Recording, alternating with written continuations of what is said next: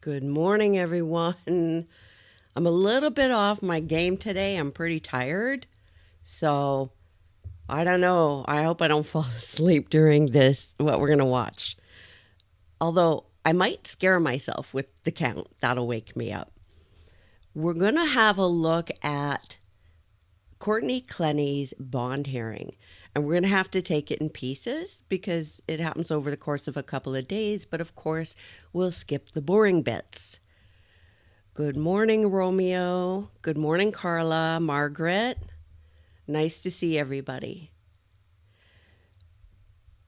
I looked at the very beginning of what we're going to see just to find the spot for where it begins. And the sound and the visual is pretty horrible. I'm hoping that it picks up, but we'll see. And if it's too awful and it's unwatchable, let me know and we'll do something else. We don't have to do this because we started. Good morning, Phoenix, Ada, Venus. Hiya, Nikki. Hiya, Amy. Are we ready to go? Oh, there's a new picture of Watson for you. Baby pic. So I am going to get us started. Katrina's saying you're going to use headphones. I think there's a lot of background noise. So I've got the volume on the video cranked way up. If my volume and the volume on the video are too far, too different, let me know and I will fix it. Thank you, Lon Lit. Watson was cute. Well, she still is cute, but she would not let me cuddle her. She would just bite me all the time. Now she's 100 pounds and wants to cuddle and lay on me always. It's hilarious. Okay, let's get watching here. So I'll pause every once in a while and I'm going to ask you what you think of things as you see them. And by the way, go ahead and put spoilers in the chat, whatever you want, okay?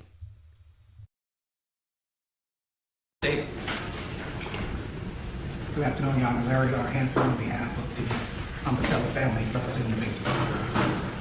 Good afternoon, Frank Viet on behalf of Courtney Clenney, as well as my co-counsel Sabrina Puglisi. Welcome everybody, and I know that there are probably family members who are out in the audience as well. So I know that this is probably an emotional day for everybody. A reminder that if you feel the need to step out, that's absolutely fine.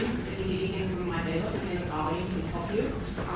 Reminder to just remain respectful and courteous and quiet for the proceedings. So let's go ahead and get started. For the purposes of the study, we have a couple of matters that we're going to itself. So I think we're going to go into the addition of the statements first. Sure. First and foremost, the defendant's argument to preclude the state from using the recorded statements, frankly, for the purposes of this setting at least, is untimely. It is a substantive motion as outlined by the case law. It requires competent substantial evidence for which the burden is on the defendant. Before the court, there isn't any, not even an affidavit to submit to the court. So the defendant would be unable to support its burden under the case law to meet the two-pronged test that I outlined previously to the court. Furthermore, as it pertains to that issue, there are 4 videos. I'm just going to mention the videos because I don't have them off the top of my head and I have to stop my argument to go mention them. The first video is in the lobby of a building in public, clear as day. I mean, the defense can't even on its face make an argument that, assuming that they somehow meet the two-pronged test. The second aspect as it pertains to the three following recordings, frankly, the defense is their point. It is an audio recording by security from outside of the building. Really quickly, when we saw you right there, before that I watched, I didn't see a video portion to any of them under Number 1. my computer just played the audio. So again, it's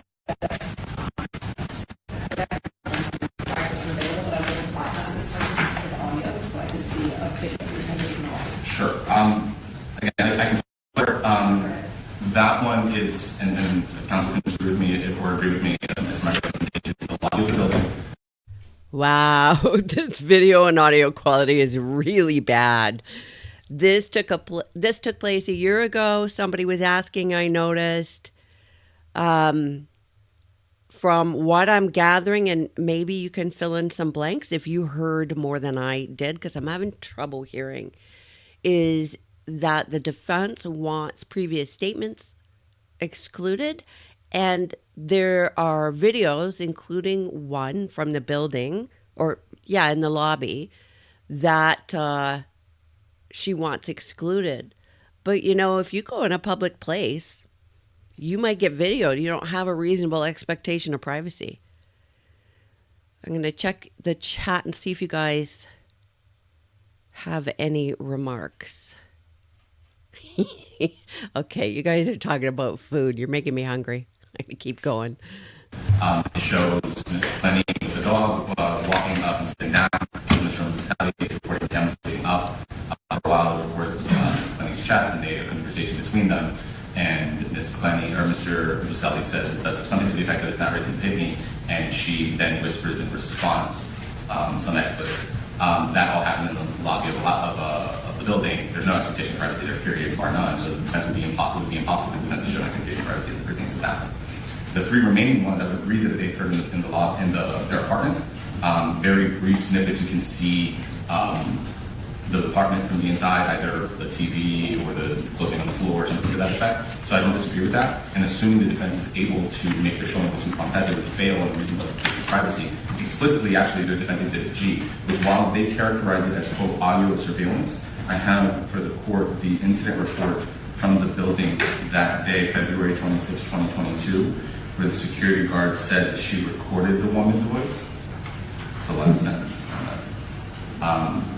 So it's a recording from the outside of the apartment. So certainly a recording from the outside of the apartment is different than a recording from the inside of the apartment. But the point is that if it's audible from the outside of the apartment, she does not have a reasonable expectation of privacy. And the very nature of her shouting and the building sending her emails about the arguments, police responding uncalled by her or anybody else because of the arguments, necessarily relates that a reasonable person shouting at the top of their lungs can expect that their neighbors will hear it and possibly record it. The fact that Christian recorded it is of no consequence. Whether she consented to it is of no consequence because Specifically asked in video number 3, 5, if I'm not mistaken, it's items 3, 5, and 7, because I believe the videos are odd numbers and the metadata are the even numbers on Exhibit 11.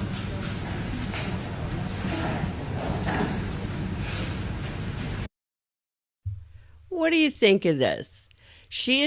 Courtney is told repeatedly, everybody can hear you. You're screaming so loudly and yelling so loudly that other people are hearing you. And not just that, it's to the point where security's coming up, police are being called, people are calling down to the front desk saying that this is happening.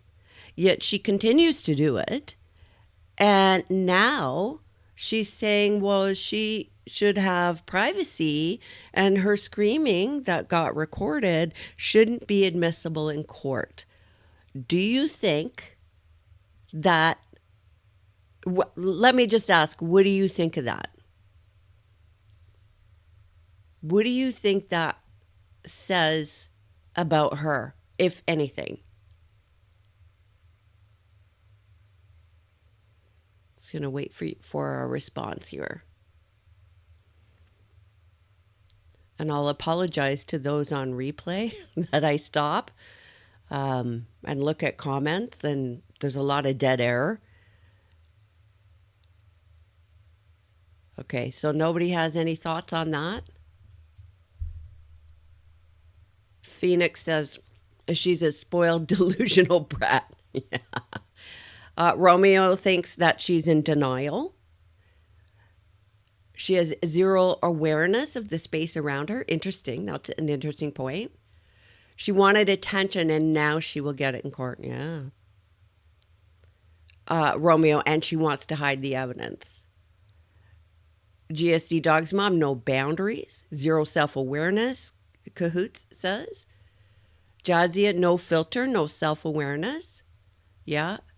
What about the idea that she feels like she can just do what she wants, and even if it impacts other people, and when there are consequences, oh well, no, I don't want the consequences. I should be able to do what I want regardless of how it affects anyone. And nothing should, there should be no result of that. Venus says entitled. Okay, I'm going to keep going. Judge, with respect to the lobby video, we don't have an objection to that. But it's clear that there is no video. Your Honor's correct. There's no video on those other recordings because the recording device, which is the phone, is secreted on his person. So that's why there is no video, because it's on his person.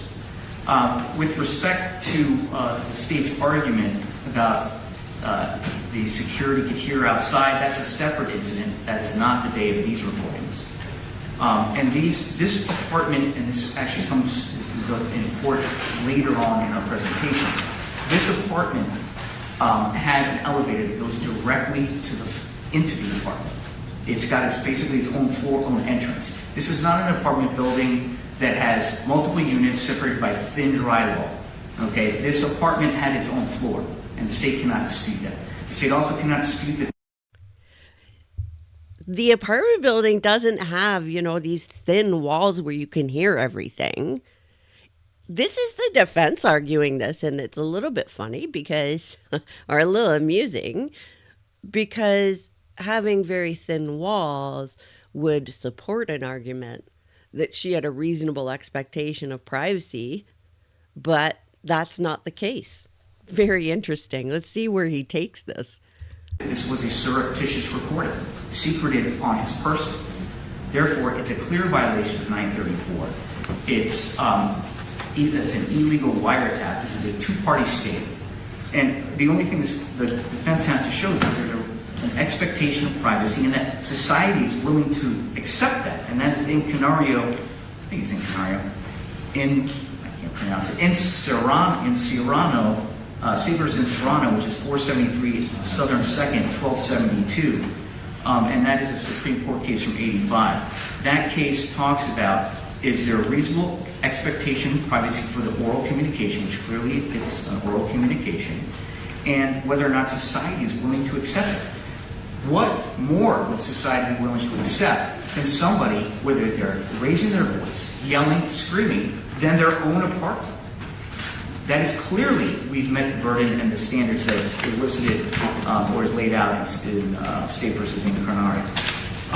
Further, Judge, the recording, the big difference between the recording that the defense submitted to you with, I think it was G, is a recording by a security guard from the One Paraiso building. Pursuant to her job duties, she is investigating a disturbance. Anything she records during her duties is something that it would be, number one, it's not going to be hearsay because it would be a business record, right? Kept in the regular course of business. And so, I don't even, again, hearsay could be admissible in this type of hearing, so I won't even address that. But what is different is that was a call to security for a disturbance. Normally, there would not be anybody outside her door. There would have. I think this is a weak argument too. He's saying, well, the reason that the security guard did this is because there was a call, and so this recording exists because the security guard is recording it. Yeah, it's called evidence. She's recording, or he or she is recording evidence of a disturbance. You go out on a call, or you go to a call, whether it's security or police or anybody else, and there's evidence of a disturbance. And now you can record it instead of just having to testify and having people accept your word. So this is very interesting. Somebody asked which hearing this is. This is Courtney's bond hearing, and it took place about a year ago, I believe. So the reasonable expectation of privacy that Ms. Clenney had is obvious. And I think it's an expectation of privacy that society is clearly willing to accept in one's own apartment under the circumstances of this particular case. So let me say this. You have a reasonable expectation of privacy in your own apartment until you disturb the peace to the extent that security has to come up. I don't know. That's my opinion. We'll see what the judge says. First of all, we want to deny your request for not having this as a hearing because it's untimely. We want to go ahead and allow argument to go forward so that I can make a ruling as to whether or not these recordings are going to be in evidence for the purposes of this record hearing only. I think that you can make arguments both ways as to both the defense's allegations as well as the state. So I'm going to go ahead and hear arguments and make a ruling on it. Second, the recording that is taken by the security officer at the apartment building, are you both agreeing that that is recording of the same incident that is being played under? No, that was February 26th, Judge. Again, it took a little bit of digging because it was resaved as a different thing, so I didn't know what it was in reference to. Once I located it, I located the adjoining report, which again I have for counsel and for the court. And so it is not the same incident, but again, the premise of that argument, and frankly the fact that it's audible from the outside, at this point we can agree that it is not inaudible. We can hear Miss Clenney screaming. And was that also taken from inside of your apartment building? So that distinction doesn't matter, Judge, because if it can be heard outside, it doesn't matter if Miss Clenney is expecting someone to be outside her apartment or not. That's not my point. My point was that were they inside the apartment when that Yes. was taken? So it could be heard outside the apartment? Yes. So the defense's exhibit G is an audio recording from the outside of the apartment. It actually illustrates the state's point as to why Ms. Clenney would not have a reasonable expectation of privacy in audio sound waves that are beyond the reaches of her apartment. The detective will contest. That's funny. The prosecution says, well, the defense proved the state's point. If necessary, but there were complaints from individuals 2 floors above and 2 floors below. So irrespective of the private floor, quote unquote, there were 3 months worth of Miss Clenney screaming. And again, just as a reasonable matter, an individual does not have an expectation of privacy in their sound waves being too far and too loud for other people to hear. And again, it's audible that she is screaming in the video. Judge, just as a final matter, the way this building is laid out, and if necessary, I'm sure the detective can testify to this, and all call as a witness. The only people that can access that apartment and the landing area outside of the elevator is with a key fob type thing that has to be inserted into the control panel of the elevator. That's it. That or an employee. So a reasonable person would know that nobody's coming to my foyer landing area outside the elevator. It's a disingenuous argument. It was a very private apartment complex. I think that is true, generally speaking, and I think for the conversations that are recorded where she is not yelling at the top of her lungs. In fact, I had to turn it down when I was listening to the lowest point of my volume on my computer because she was yelling that loudly. I think that your point is belied by the fact that these conversations had occurred previously in her apartment and had been disturbances that neighbors had called in. If they had not been able to hear her and if they had not been able to hear her from other apartment buildings, then they wouldn't have been called in, number one. And number two, the fact that it happened in February is so strong notice of the fact that everybody can hear her screaming. They've already called security on her. They've already called police on her. Well, Judge, I think they called the police on them, to be clear. And that's true.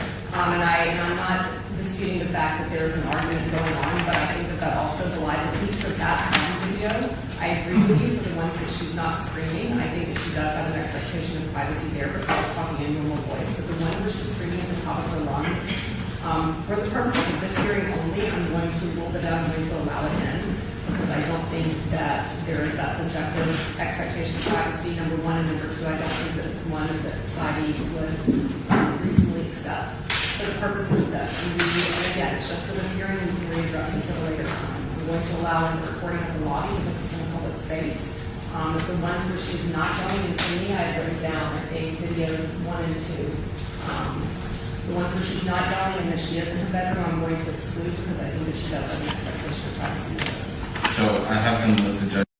Ooh, the judge just excluded 2 recordings. Judges, items 1, 3, 5, and 7. Items 1 is in the lobby. So I think 3 is not yelling, 5 and 7 are yelling. So with regards to that, Judge, she actually is elevating her voice. Okay. They're the only ones, I mean, I made a distinction, and that's what That's my fine. ruling is going to be. I mean, when I have to turn my volume all the way down because the voices are that raised, I can see that there's a distinction between their privacy and the second video, which is not the lobby. I did not hear the raised voices. So then, for the purposes of the record and the clerk, item in Exhibit 11, the court is admitting item 1 and 5, item 3 and 7 are not considered. The metadata of that obviously should be admitted just because of content. But so items 3 and 7 are not admitted. I'm sorry, I thought she said 5 and 7. I think the 7 was a continuation of 5. Oh, okay, sure. Okay, so I mean, if I'm, okay, so it's just 3. I'm sorry, I misunderstood. So next up for us, I think I have defense's motion to strike state's motion for republication.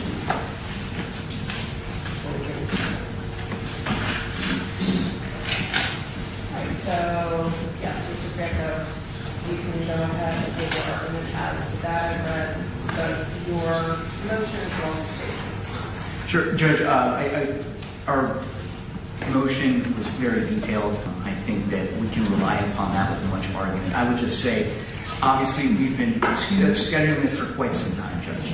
And at no time did the government file their motion for pretrial detention, right? It says the plain language of the rule and the accompanying statutes indicates that this is close to first appearance, but then they latch onto the at any time before trial. But we've been putting the court and the state on notice of this hearing. And clearly it's an attempt to undercut the extremely high standard of Arthur, proof evident presumption rate. And we think that based on the delay in the state filing this, the delay in not only the arrest of Ms. Clenney, but the delay then in filing this is grounds for the court to strike. Judge, I had a motion for pretrial detention ready when she was still in Hawaii. We decided not to because it would require us to put on evidence within 5 days, and it was done as a courtesy. The case law is clear. The defendant has not been granted any bail. We are already setting to set bail where it would be proper. It is almost first appearance, but for the fact that it's obviously not she's been in custody, but it's still a setting where a bail would be addressed. Notwithstanding that, the defendant's argument would lead subsection B of the pretrial detention rule superfluous. So it would basically make it so that that whole rule has no purpose if we're not filing it, at a later stage. So I do agree with the state when you are reading Rule 3.32, the plain nature of the statute does say that they can file it at any time. I do believe that the case law that defense provided is distinguishable because there has been no bond set in this, and it's not a motion to modify or grow bond. It's a motion to been their bond set. So I'm going to deny the defense's motion to strike. So let's go ahead then and get to the substance of the argument hearing and the motion for pretrial detention. I'm assuming that you want to hear both together, but you guys can let me know if you have other ideas about that. For judicial economy, I believe both are appropriate. We're fine with that, Chair. Before we start, there's one objection we have, and it's to the state calling witnesses in this case. If you'll recall last week at our hearing on the 8th, the state asked if we had any witnesses to call. We talked about Ms. Clenney, the mother, and I said, Judge, vice versa, we would like to know if the state has any witnesses or exhibits so that we can prepare. We heard nothing from them. In fact, still, as of yesterday, when we filed our response, in the response, it actually says regarding the medical examiner, there's been no report or even a witness list advising he's going to testify. Yet this morning, we just were told a few minutes ago, not this morning, like here at the hearing, right before you came in, they're calling the detective and the medical examiner. We have not had any opportunity to prepare. They did not advise us of this. We just want to make sure the court is aware of that. Yes, Judge. So both two witnesses, our lead detective as well as the medical examiner, have been listed in discovery. We have a right to call any of these witnesses, any of the listed witnesses in our initial discovery and witness list. The medical report, our medical examiner's report, was made available for copy inspection. That's not something we turn over. They have to request it through and then pay the fee to the medical examiner's office. So the fact that they had not done that, that they were advised of how to do that, that's on them. That's not us. And so we're calling those two witnesses. They know who they are. Just because they're not prepared based off of, for whatever reason that they're saying, we made them available with this information ahead of time. Judge, for whatever reason is that they failed to advise us. After Your Honor actually said, I believe at the hearing, you said, yes, everybody please exchange what witnesses you're calling. So I'm not saying that we weren't aware. Obviously, we're aware of these individuals. We have reports. That's really not the point here. I think that as long as witnesses have been listed, then you're certainly on notice of those are the witnesses that can be called for the ARPA hearing. Typically in an ARPA hearing, depositions haven't happened, discovery hasn't happened. It's very close to the beginning of discovery at all. So we're dealing with a portion of this case that is at the very beginning. So I'm going to allow them to call their witnesses as long as those witnesses have been listed in discovery, which they have. He's correct about the ND's report that it's something that has to be requested independently. So let's go ahead and begin. But your objections noted. Thank you, Judge. Judge, could we have some type of ruling from the court that in any future evidentiary hearings that the state will properly and timely disclose witnesses? Well, I think that discovery only requires that they provide those witnesses as a witness list or any A witnesses that they believe might be used at trial. So I don't know that they have any discovery obligation other than that.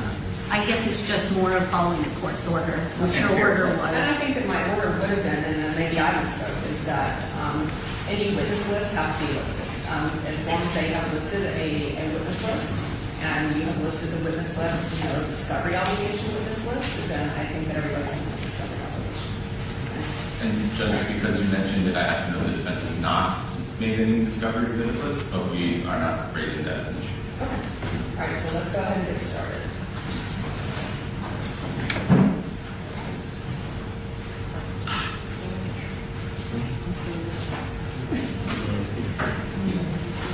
She looks a lot different without all the makeup and clothes.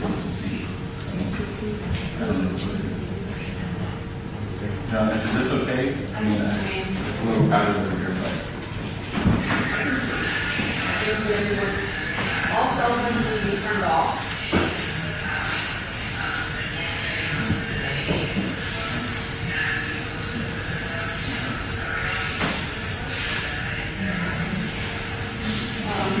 Step out. Step out. It's me, Your Honor. I'm sorry. I'm sorry. I apologize.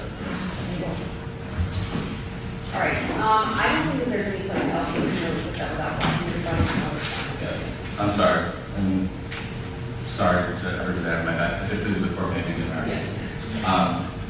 Your Honor, today we're as the court does on a pre-trial detention and ARPA hearing setting at this setting.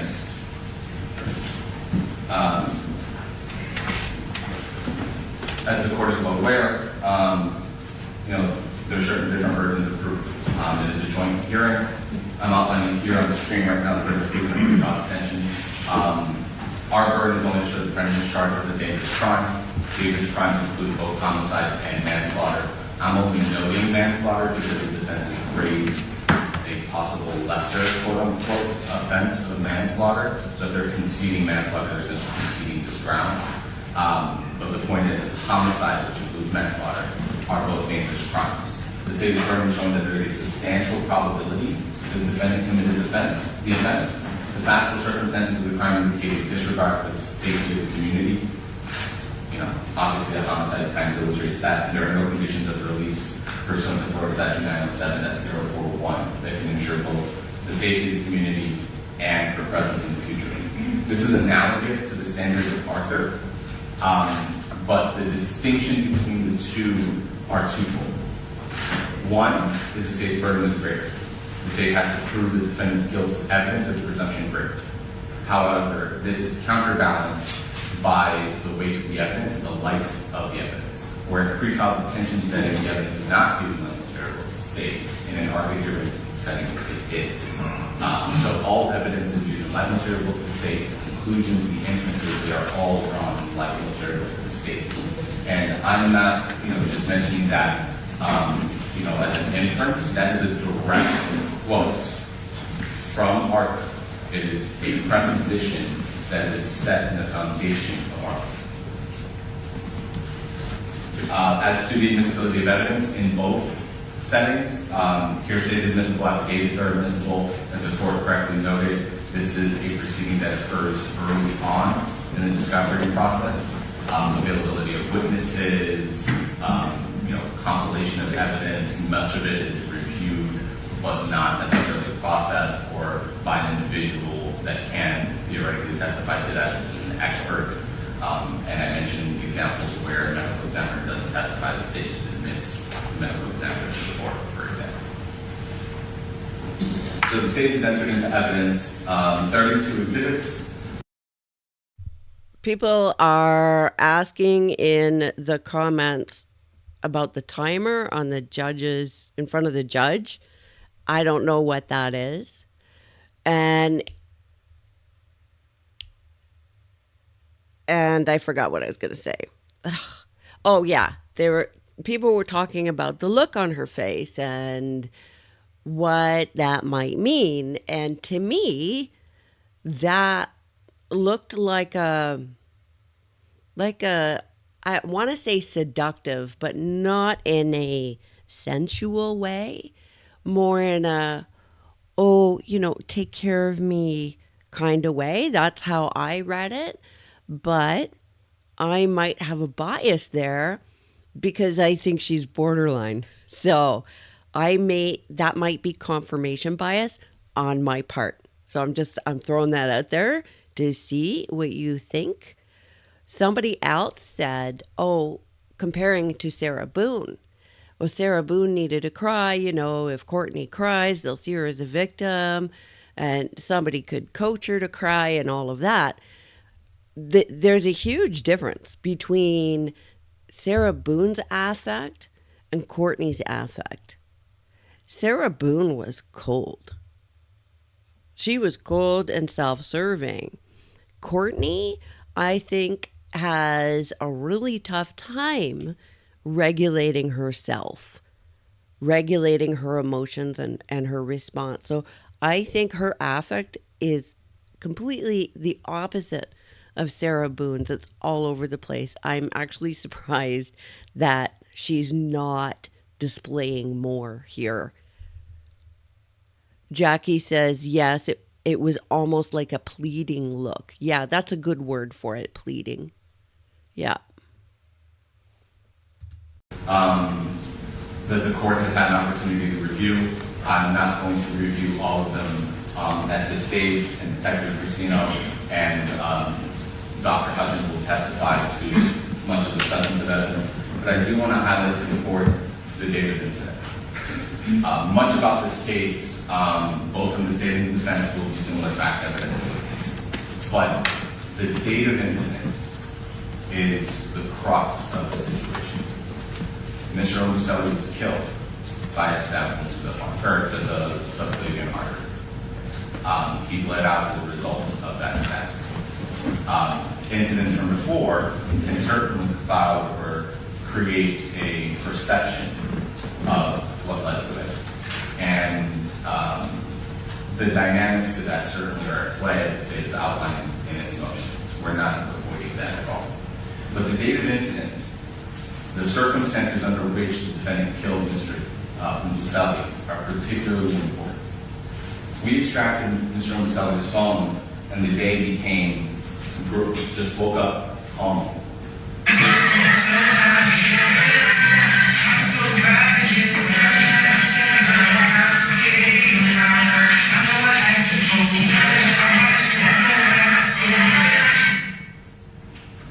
That was at 10 a.m. Christians in their living room, you can see it in the background, and he's just singing, lip singing. The defendant is dancing with their dogs. Christian's just recording.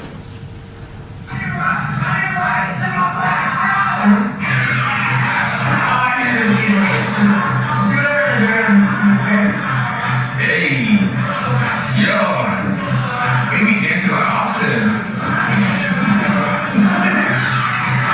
Just get the fuck away. Yo, hey, yo.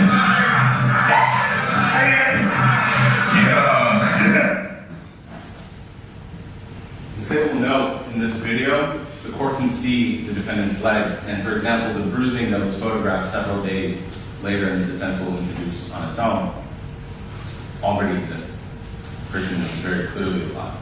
So those bruises could not have been created in the quote-unquote struggle of the defense characterizes it where he was stabbed. Just black. They existed before. And the court, through the other evidence, can compare the bruising, including the photographs that the state submitted to it of the defendant on the data. But what matters is the incident. Christian leaves the apartment at 3:55. This is the state's exhibit at the bottom, 14, channel 9. 3:55. He's on the phone. And by that I mean you'll see in the surveillance video, the court can see him holding his phone out on the phone. He's walking his dog. The defendant called Christian repeated, almost at a frantic call. For the record, the times are 1955, but that's in universal coordinated time, so this is local time 3:55. She called him 3 times in quick succession. Twice did not answer, and then once was for a 40-second call. 10 minutes later, the defendant gets on Instagram Live. And on Instagram Live, she has marks on her shoulders. She has bruises. And again, we have not avoided the fact that this was a mutually abusive relationship. The issue is whether...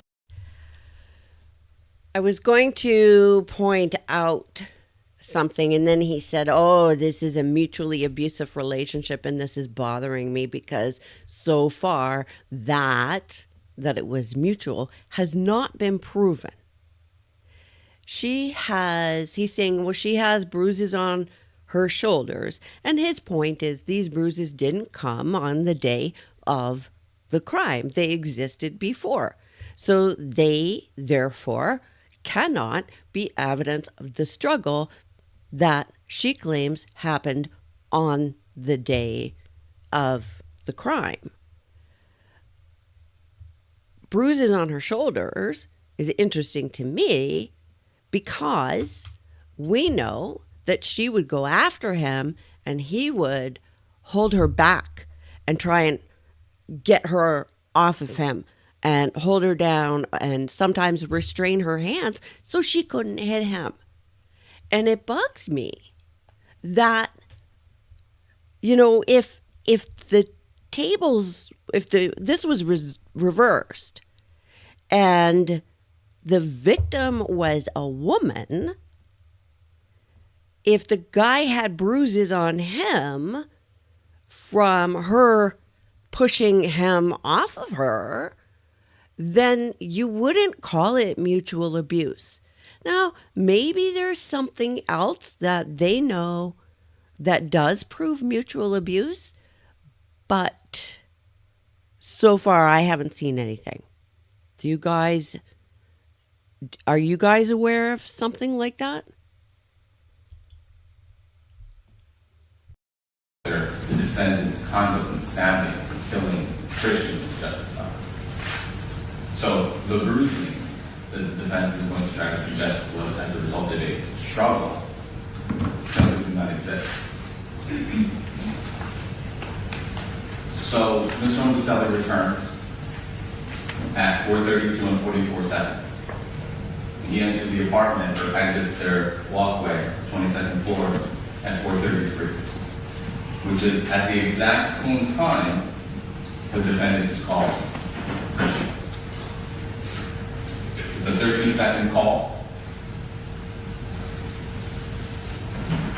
And then 10 minutes later, the defendant calls her mother. I redacted her phone number. Those were two calls at 4:43 and 4:49. And we know that the incident occurred in the first call because Mrs. Clenney admits it. So fewer than 10 minutes after Christian walks into the apartment, it goes from a simple walk, relatively calm, to an being status.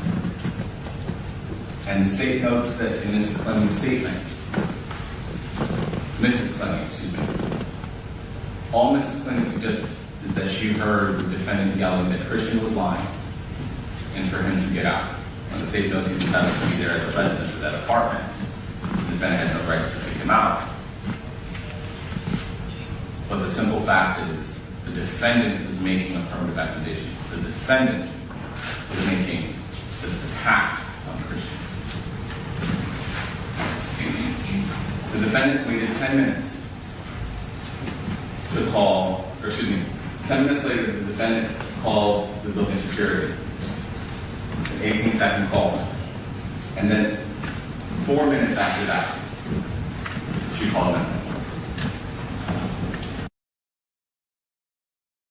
Hold on. Did I get that right? Somebody tell me if I heard this correctly. She called the front and then called 911, or somebody else called the front?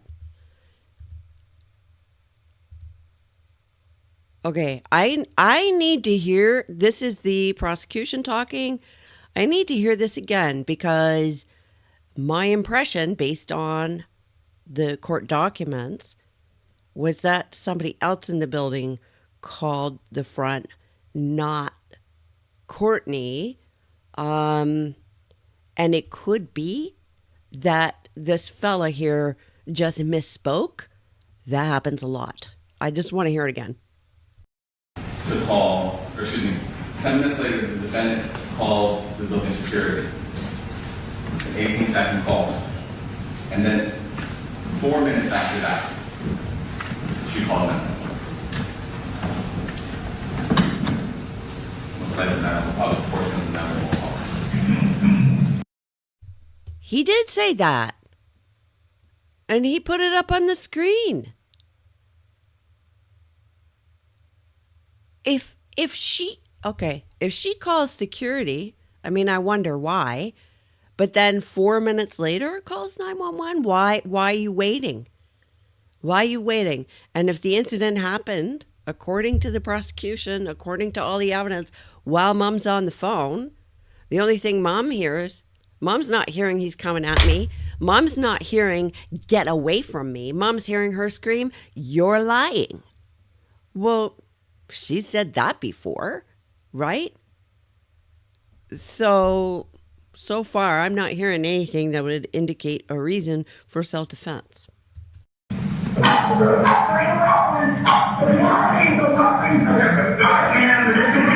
need to stop doing on the line and give me the airline. She goes back into my arms.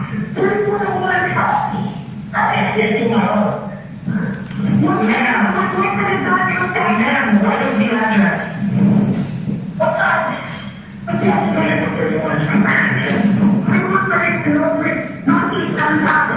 Please, God, please. Ma'am, there's a hospital nurse. I'd like to serve for my desire too. Is this a hospital or a business? I'm so sorry. Ma'am, can you hear me?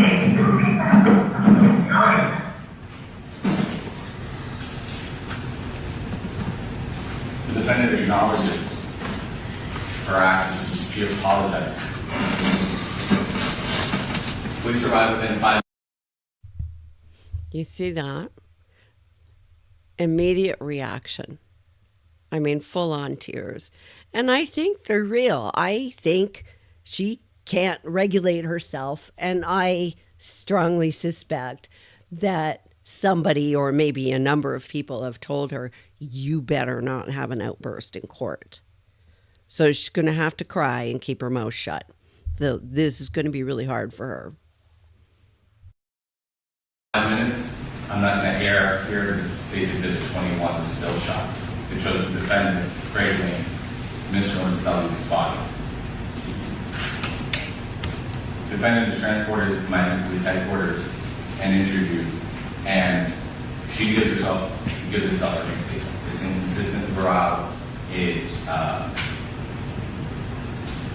conflates the date as a whole. It suggests that Christian had gone to Subway and that this incident occurred as a result of the Subway. We know from the key fob records, we know from the video, he was not returning from Subway. This argument happened earlier in the day. And it very might well has happened, as the defendant suggested, but she's conflating both of them to justify a self-defense claim.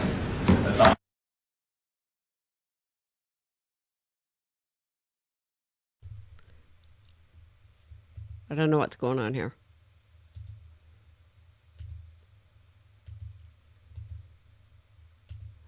I think the video is just not great.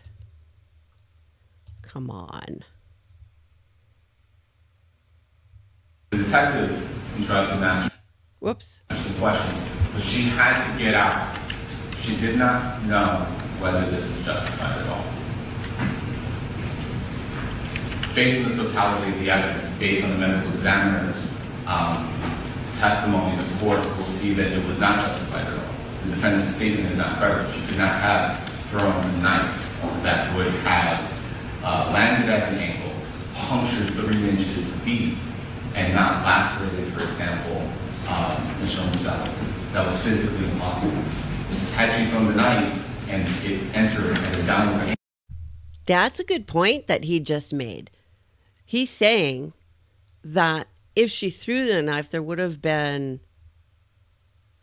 He's thinking there would be a laceration. I want to hear what medical examiner says. Venus Victor says that's not the face of someone who was just crying. I don't know that her eyes were red. I think she was. I could be wrong. So everybody's going to see that differently. Angle, she would have had to be above, which of course she was not. No, the defendant stabbed Mr. Roselli. It punctured his body 3 1/4 inches, and it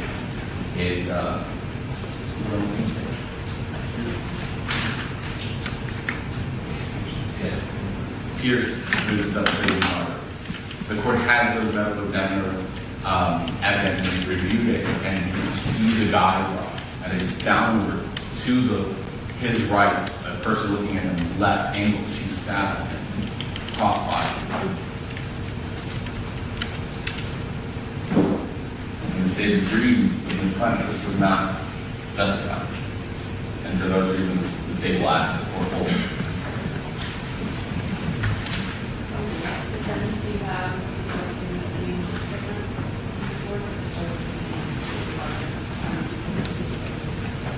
Judge, I'll defer to that, so I'll have an The state calls detective,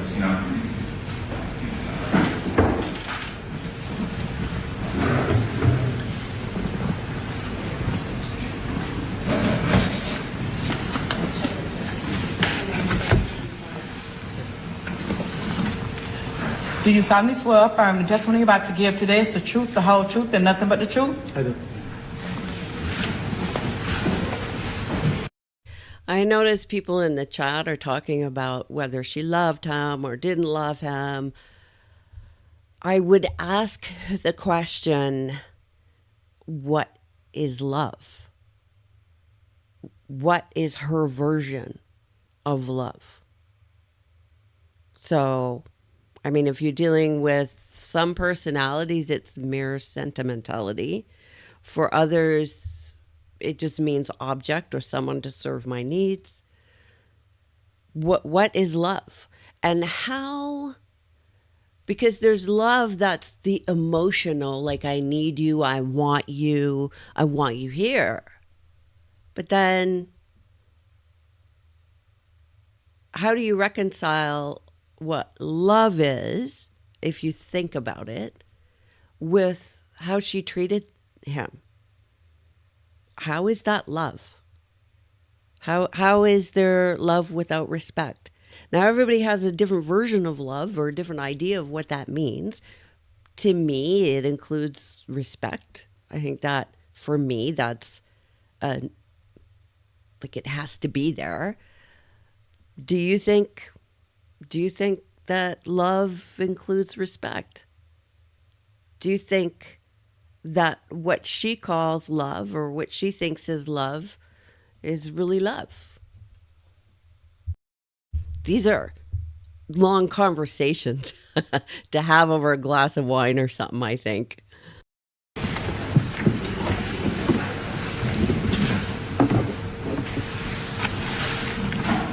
afternoon, Detective. Will you please introduce yourself to the board? Detective Yermain Brasino. Detective, what do you do? I'm assigned to the homicide unit. And how long have you done that? A little over a year. Before that, do you have any law enforcement experience? Yes. Will you please tell the court your law enforcement experience? I've been an officer in the city of Miami for about 9 years, 4 of which I was a detective in the robbery unit, and 1 now currently in homicide. Do you know a person by the name of Courtney Clenney? Yes. Do you see Ms. Clenney in the courtroom today? Okay.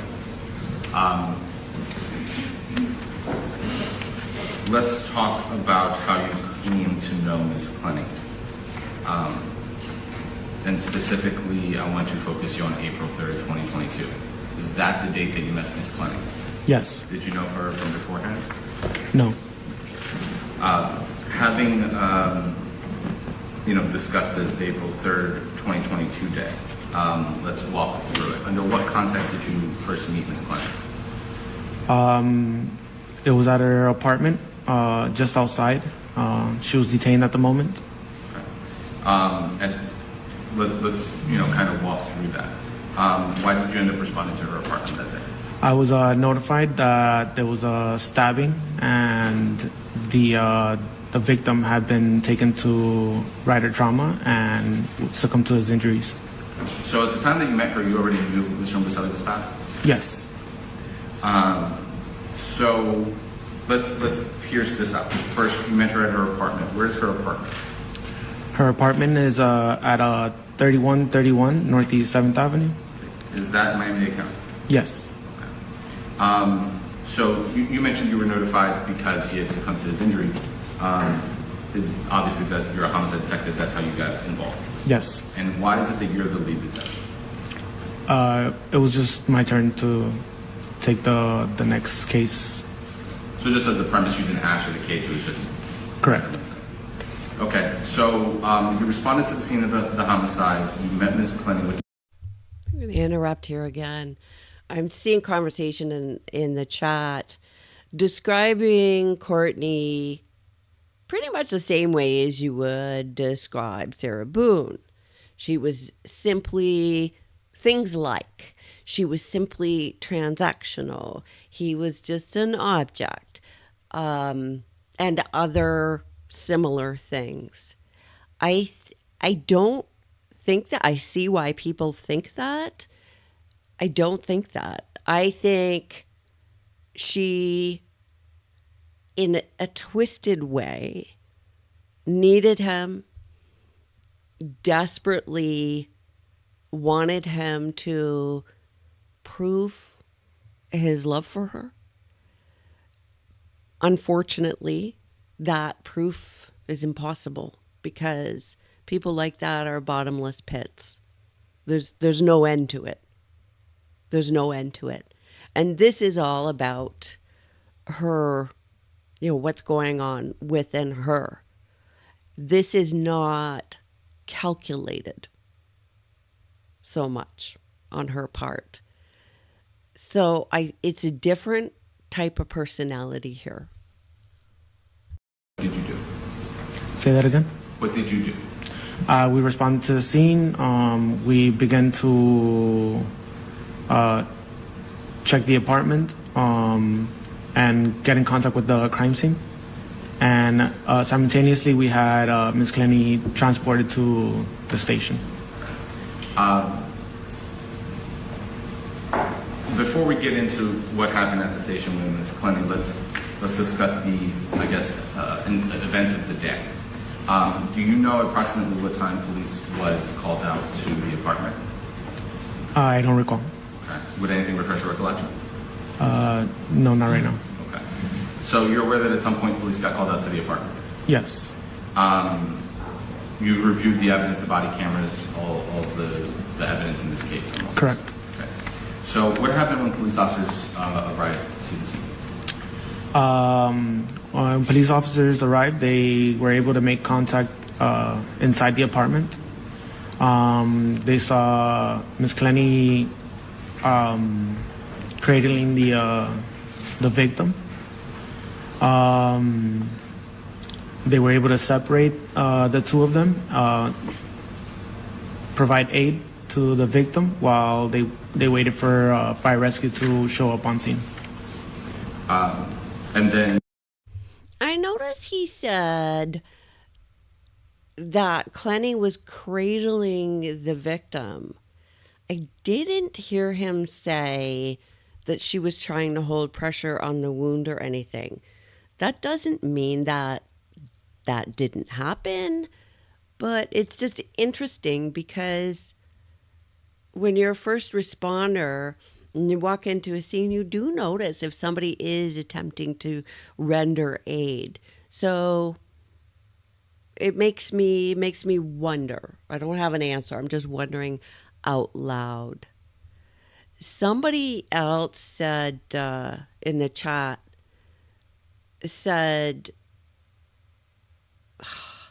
oh my gosh, I am having such a day full of brain farts. Oh, I saw something in the chat and it was good and I should have written it down. All right, we'll keep going. Maybe it'll come to me. And what happened after fire rescue showed up on scene? They were able to transport him to Jackson. And do you remember approximately when Mr. Lucelli was pronounced deceased? I would have to go back to my notes. You can refer to the report. Let me know when your memories are fresh.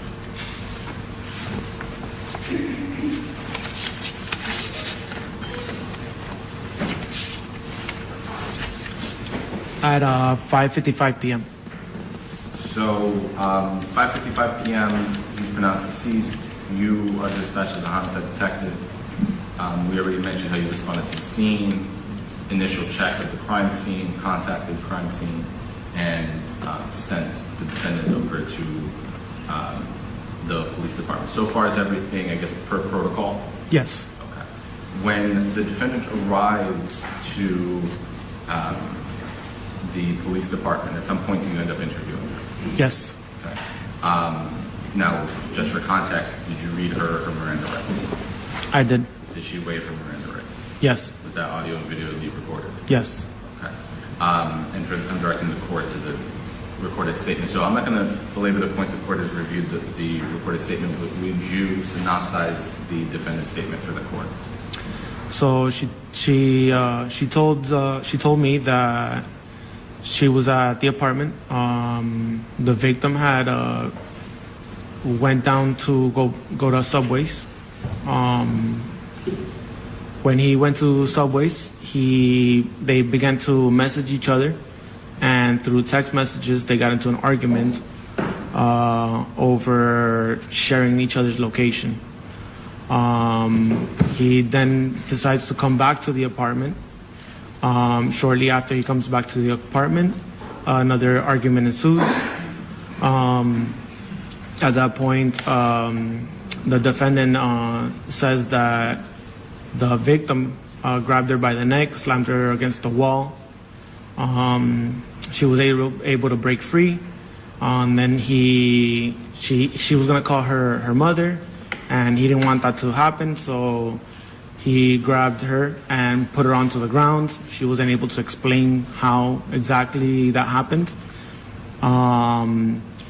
After that, she was able to break free once again, at which point she goes to the kitchen.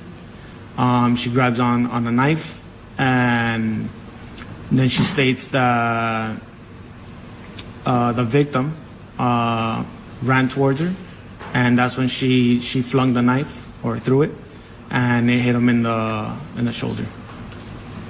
What did anything besides that? Did Ms. Clenney say anything besides that in addition of substance, I guess, regarding this incident? No. So regarding the injuries, Yes. in this circumstance, Yes. I want you to tell the court, I guess, how you're evaluating the case. You know, where are you in your analysis of the facts thus far? At that point, we were looking at it as a self-defense at first, but then later on, things started revealing that it wasn't what we thought.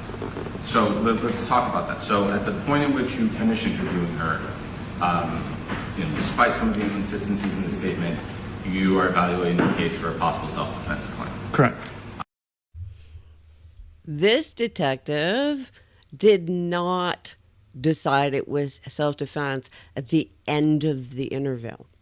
We saw him switch right during the interview. We saw him switch when he asked first a leading statement or leading question, then he moved on to ask a confirmatory statement. And the confirmatory statement wasn't to confirm a fact so much, but it was to confirm where he was already going in his head. We watched it happen, and I believe I remarked on that at the time, that right away, this is confirmation bias. He has already made up his mind before conducting the entire interview. And once again, if this was a black man in the interview room given the same story and the victim was a white woman, I'm telling you, it wouldn't have gone the same. Is that one of the reasons why you document how she looks in her injuries? Yes. Okay, so let's parse through that. Did you have crime scene take photographs of her? Yes. I'll direct the court just as general reference to the crime scene photos. Were there bruisings on her? Yes. Okay, will you tell the court where there was bruising? She had some bruising over on her legs. She had some small bruising to her arms, and that was about it. Okay. Do you have experience in seeing fresh bruises versus old bruises? Yes. Okay. Have you, in this context, right? Just as a human, have you seen bruises? Objection, Judge. Lack of this could be lack of predicate for these future opinions.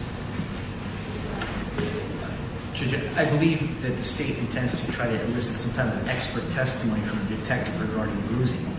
That's clearly the purview of an expert. And this, as far as we know, this detective has no medical training. He's not a doctor. He's a detective. So I'd object to him making any opinions as to when bruises were formed. The defense has a point. I don't think he has it fully, but it doesn't really matter because they'll just show the videos and the photographs of her showing the bruises that were there before the incident. That couldn't have happened as a result of the incident. And they can get an actual medical doctor to explain how you know the bruises are old or how old they are. So there's a lot of parsing to that, and he's not issuing an opinion as to when a bruise was formed. He's issuing an opinion as to whether it's a new bruise or an old bruise. As human beings, we know what bruises look like in an older bruise versus a newer bruise. An older bruise is darker versus a newer bruise, which is lighter and coming into color. I'll object to the counsel testifying as well, Judge. He's not an expert either. I'm going to go ahead and, I'm not going to allow that particular line of answers, but, Judge, can we approach sidebar very briefly? I'm gonna fast forward. Oh, maybe not. Maybe I won't fast forward. We'll watch her.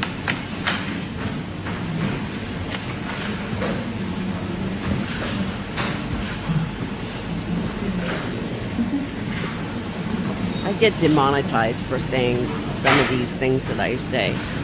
People get upset with me.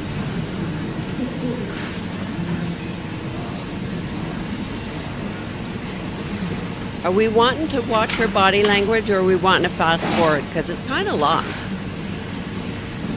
You guys let me know what you want.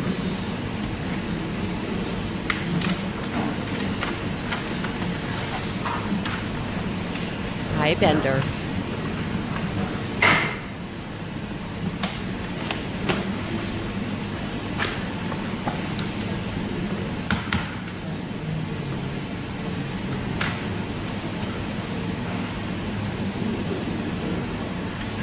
See here, she's closing her eyes, taking a breath. I think she's trying to calm herself.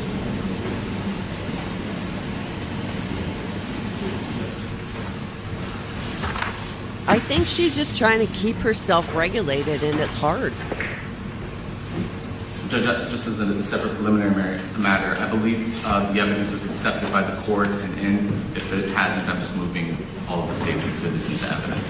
No objection, other than it was previously noted and reserved.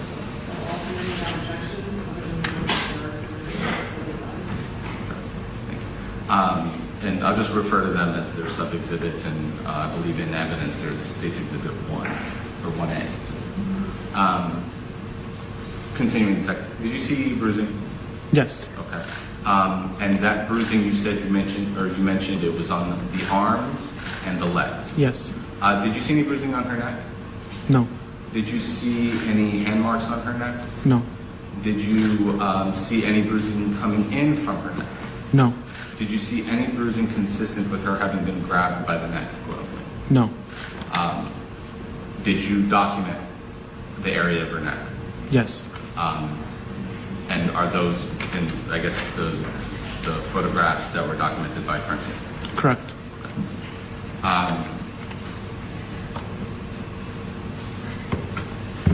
You had an opportunity to review Mr. Umbuseli's cell phone extraction. Yes. As part of that extraction, did you see videos from the same day but earlier, before the murder? Yes. Okay.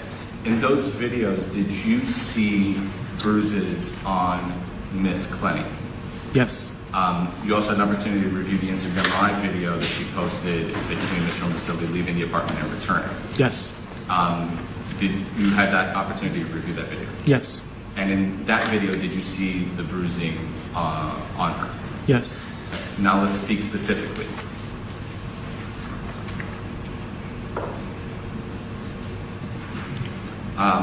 Let's speak specifically about those bruises, right? Let's separate arms versus legs. The bruising on her arms, were you able to see them in the Instagram Live video? Yes. And again, that video was posted before this murder occurred. Correct. So those bruises were before the murder occurred. Yes. Let's talk about the legs. You saw bruising on her legs in the earlier posted video of her death. Yes. In that video, are those the same bruises you saw later that day? Yes. So, and then the metadata of those videos were like 10, 11 in the morning, same day. Yes. Let's continue through this. You mentioned that Miss Clenney told you and showed you how she threw the knife, or flung, as you said, at Mr. Umbuseli. Yes. Would you please recreate or reenact to the court the manner in which she claimed she threw this knife? She said she put it over her shoulder, and then she just flung it forward. And I'm just noting, if we've got to talk about the record, right? So you're saying that she... I wish he didn't do that with his finger because that's not what she did. She just did this. She didn't do that letting go in that manner. doesn't. I guess it doesn't matter because it still wouldn't have hit him like that. She got her arm back and threw it forward. Yes. And I guess just as a parallel, it's kind of like a football action. Yes. Correct. It was not a fling using like a flick of the wrist. Correct. Okay. So, after you interviewed,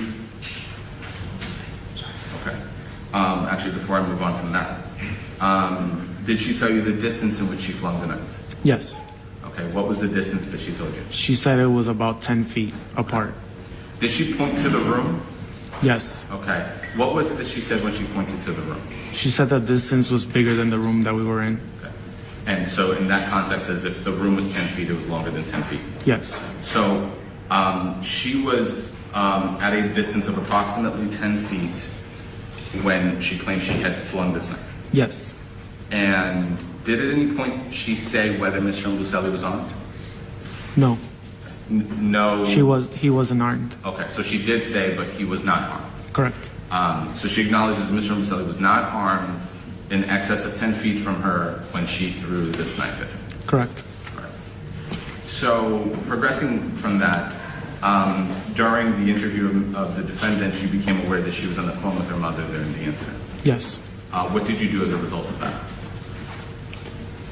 As a result of finding out that she was on the phone? Yeah, after knowing that she was on the phone with her mom, and then you finished the interview, what did you do? I was able to get in contact with the mother over the phone. Okay. Did you do an audio recorded interview of Miss Clenney's mother? Yes. Okay. Were you aware that there was anyone present besides you and your fellow detective on that call? No. Okay. At what point did you become aware that there was someone else on that call? When the attorney arrived at the station, her father jumped spoke from on the same call, saying that the attorney was there and that they would like for the attorney to be present for any more questioning. So during. I want to know what you think here. We saw Dad on the phone when Clenney was speaking to the police. Previously, Dad and Mom were charged with trying to break into the victim's laptop. Those charges were dropped. Dad's everywhere, it seems. I'm kind of wondering how controlling he is. I mean, if it was my kid, yeah, I would be in there like a dirty shirt. I'd want to do everything I could.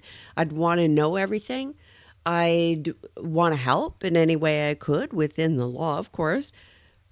Do you think this is a concerned dad, or do you think this is control? Do you think this is a pattern that they're overly involved in her life and sort of trying to run things? What do you think of this?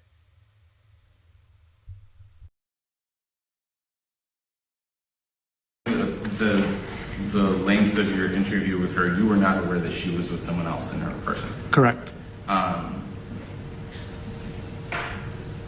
As you were doing that interview, what did you ask Mrs. And I directed the court to the audio recorded statement that's in evidence, but again, will you please synopsize the contents of that call?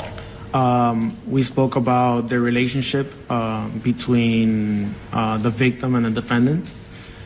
And she explained to me that I believe it was about a week before the incident that the mother was there for 6 days because Christian wouldn't leave the house and he kept following her around.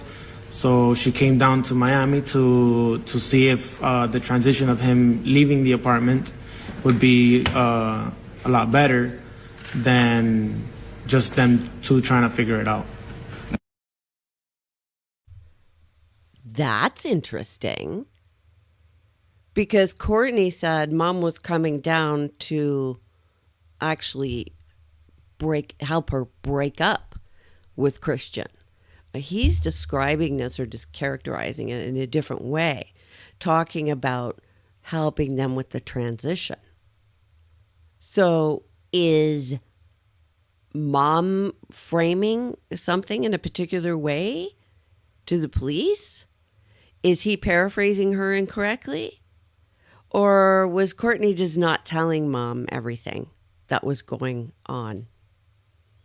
Giovanna says pattern of control on the part of mom and dad. Sensible says, yeah, you think Courtney was her money source? I don't know.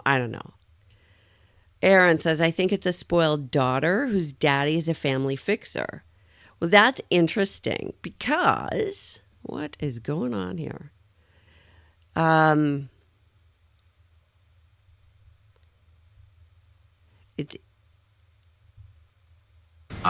It's interesting because Did Mrs. Clenney tell you? if this pattern of behavior that she has, or this personality disorder that she has been there all along, the parents would have necessarily become accustomed to trying to get things under control. And they would be worried, and they would be trying to fix or needing to fix. So that's interesting. I think that's a good word, fixer. The circumstances of the incident, how she knows the incident occurred, or under what circumstances? On the day of?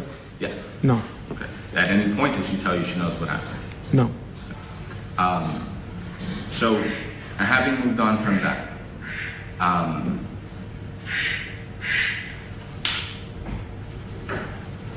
earlier we talked about how you were evaluating the case for a possible self-defense. Yes. So what did you do as a result of, on the date of the incident, what did you do as a result of where you were at? I don't understand. In a nutshell, after you interviewed the defendant, you interviewed the victim, Yes. or rather, you interviewed the defendant, you interviewed the defendant's mother, crime scene, photographed the scene. Yes. They documented her, you collected all pieces of evidence. What else happened that night? Nothing else. We finished with the scene, and the defendant was let go. Okay. Was Is released. that normal protocol? Yes. Okay, why is that normal protocol? At the time, we didn't have enough to say what actually did occur, and we still needed to continue the investigation. Had a decision been made as to the defendant's criminal culpability at that point? Well, at first, I was leaning more towards a self-defense. No, we discussed that. My Okay, question was, yes. did you close the case and say it was self-defense, or was it still open? No, it was still open. Okay. Yes. So the investigation was still open, it was still pending. Okay, so what are the next steps you took in your open investigation? Oh, okay. Well, we did several warrants for everybody's cell phones, the victim and the defendant's cell phone. We did warrants for social media.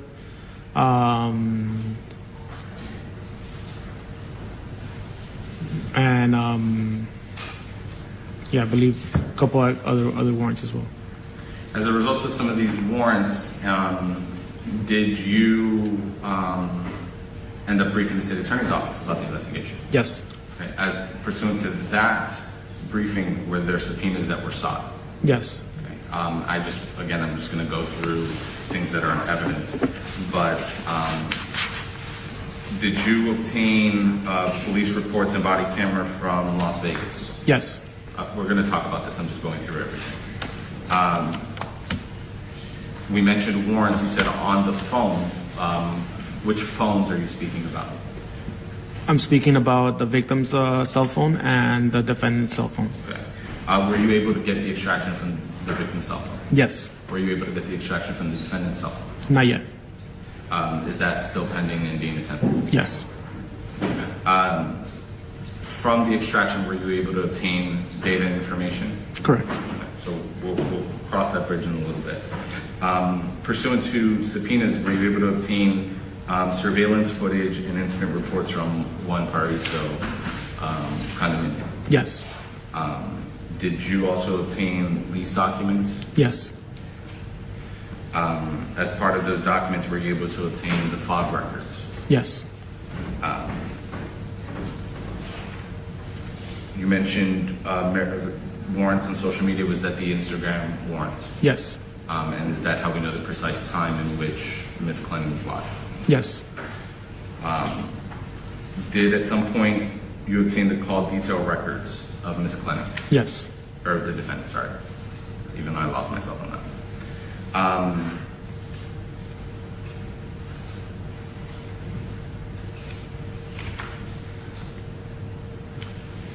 At some point, did you obtain the criminal history of the defendant? Yes. At some point, did you obtain, pursuant to subpoenas as we were discussing, financial records belonging to the defendant? Yes. Now let's go back again. Date of incident, crime scene process. At any point, did you obtain a diagram of the apartment? Yes. Was that diagram to scale and measured and documented? Yes. Just noting for the court, Exhibit 19. Will you please describe to the court the crime scene? Again, the court has the photos, but just outline it for it. Okay. The crime scene is an apartment located on the 22nd floor of the One Paraíso building. It's a 3-bedroom apartment with a single kitchen and living room.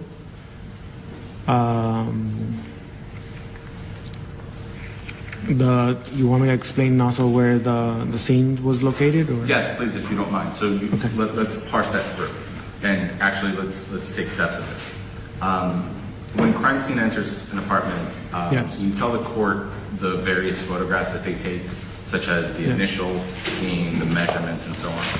So before anything is done, we take all photographs from the first floor of the building to show what building we're going to. The elevator, the floor of the elevator that it stops on, the number that's fixed to the front of the apartment, the front door, and then all wide-angled and far away photos of every room in the apartment. And then initially they started taking photos, closer shots of any blood or weapons or anything that has to do with the incident. Will you please describe to the court I'm going to separate them into 3. Yeah. There's the 3 different blood scenes. Yeah. Will you please explain to the court what that means? So the first one that we find is where we initially found the victim, which is the first puddle of blood. The second one was more towards the living room. And then the third one was, it was more between blood spatter and droplets that were moved around not moved around, but showed that the victim walked around the apartment. Objection, Your Honor. So let's piece through that. So there were 2 pools of blood, which is 1 and 2 that we just discussed, and then the third where there was droplets and spatter. Yes. You described this one, I'm just noting it for the record. The first one, the first pool of blood is where the defendant was located, Yes. holding the victim. The second one you said was further back, and it was just a pool of blood. Yes. Did you see blood transfer on the wall? Yes. Okay. What does that blood transfer mean? Well, it can mean numerous things. Okay, But the one. I'm surprised that the defense is not objecting to this if the detective is not a blood spatter expert. One on the wall was, it means that it's blood spatter, meaning. No, I'm talking about the transfer. So the second pool of blood, if you recall, there was, again, I'm just noting the exhibit that's in evidence. There was blood on the wall. Yes, I remember now. And it was kind of filled. It wasn't spatter or drop. Do you recall that? Not so much. That's fine, then we'll move on if you don't remember. So let's talk about the blood spatter and the droplets. You Objection, mentioned, there's a lack of predicate.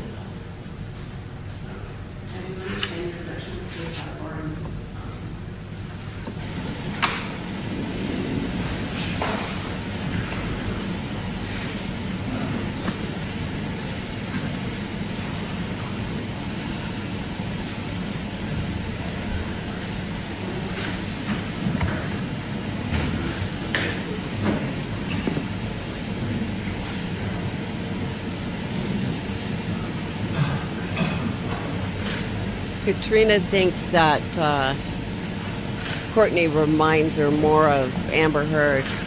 She's volatile. I agree. It's blood spatter. And yes, Carolina is saying, so obviously Courtney didn't call 911 immediately. He walked around some. Yeah, there were two pools of blood. So, two spots where he remained for some time. In addition to transfer and drops and everything else.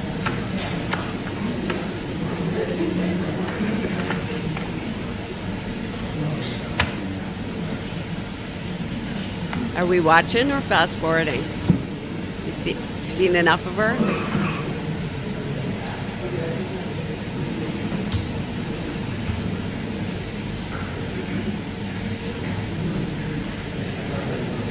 Giovanna, there's not going to be an expert on blood spatter at this hearing because this is just a bond hearing, right? I hope they bring one in for the trial, though.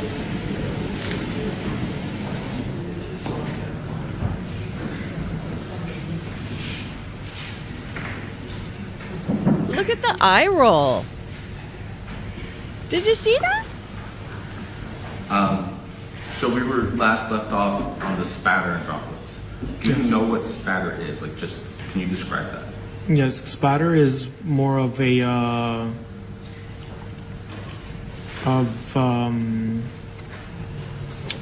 way that the blood kind of like just, if you stab somebody or you I'm not asking for objection. if you swing any type of liquid, it makes a certain movement that it shows that the blood was traveling at a certain direction. So how is it different from a droplet?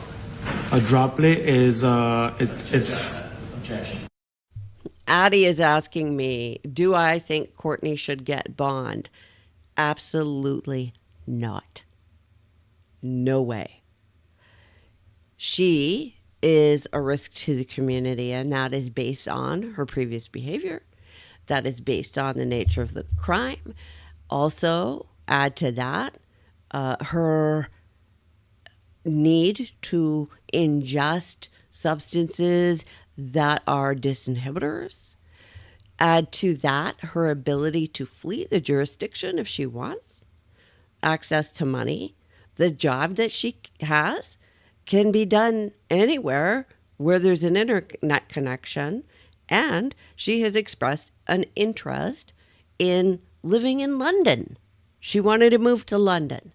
So nothing's stopping her then from fleeing.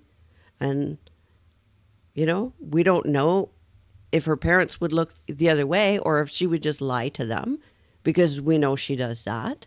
She can't control herself at all. A litany of incidents of previous violence, previous volatile behavior, and she has not sought treatment that is effective enough to address any of it. So absolutely not. I do not think she should be out on bond at all. I'm not asking for conclusions, Judge. I have a list of statements. Let's just Sure. stick with what it is to solve in the department and try to go back to at least to solve this case. Okay. Did you see droplets throughout the house? yes. What does that mean, sir? Means that there was blood falling straight down at a straight angle. Okay. And where did you see these droplets? In the living room heading towards the bedroom, the master bedroom.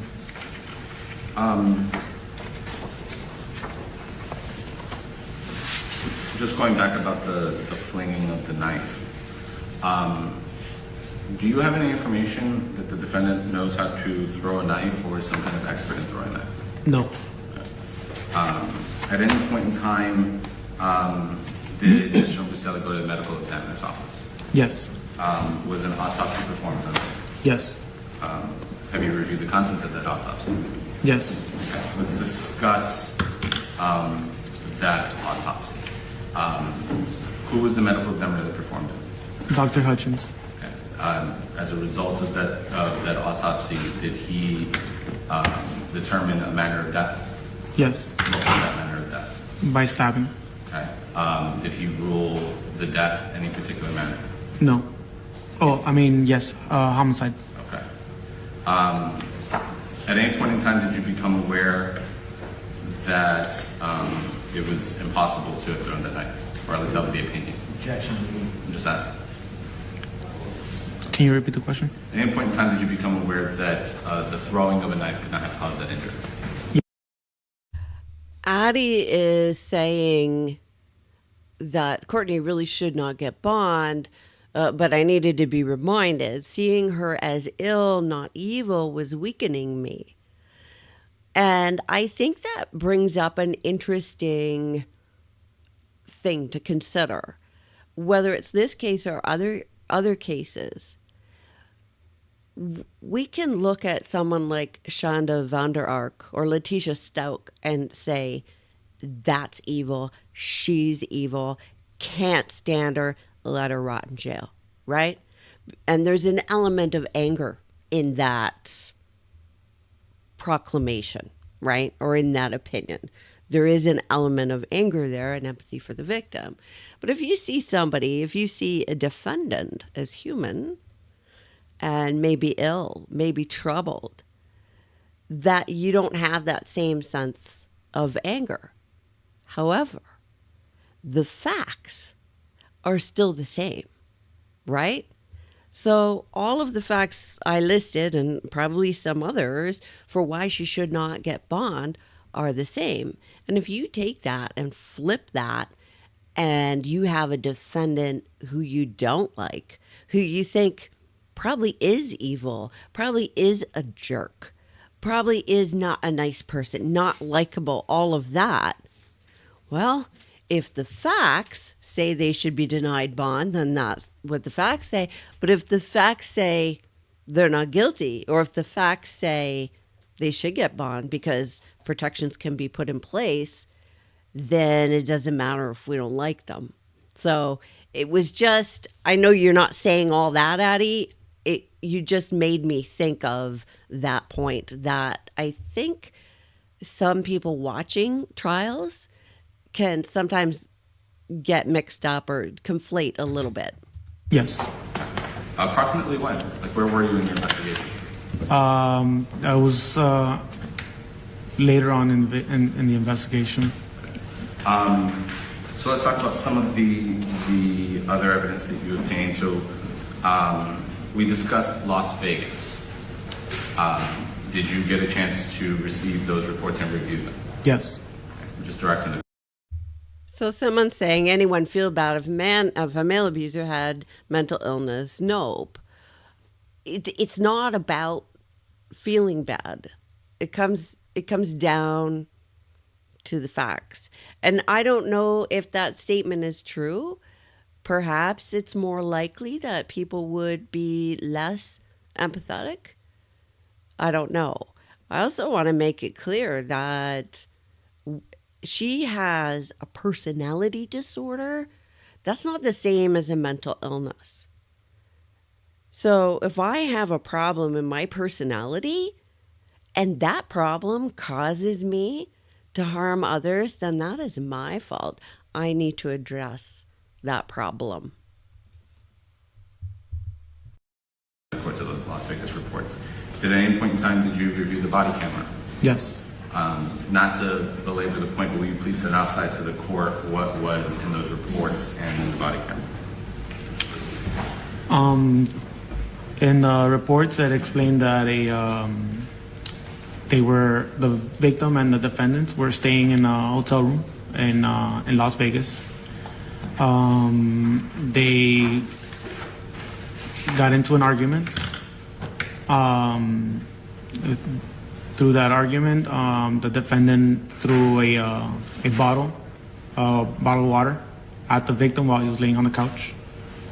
And security was called to the apartment due to the argument.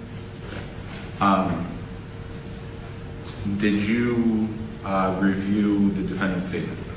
Yes. To Las Vegas. Yes. In that statement, what did she say? She says that she likes to throw things, and she guesses that she was the one that threw the bottle at him. Does she acknowledge throwing items at Mr. Umbuselli before? Yes. What were those items? Plates and other items. Was Mr. Umbuselli interviewed? Yes. As part of that interview, did there come a time where the officer asked Mr. Umbuselli a bunch of questions as to whether the defendant was violent with him prior to that? I can't remember that right now. Sure. I'll just direct the court to the video. Following the defendant's admission, was she arrested on that case? Yes.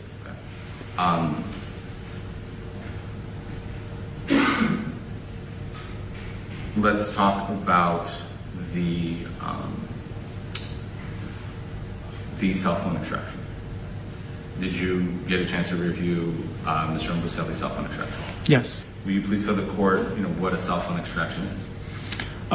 It's pretty much just an extraction of all the data, messages, photos, videos, and even sometimes social media, saved posts can be extracted from the phone.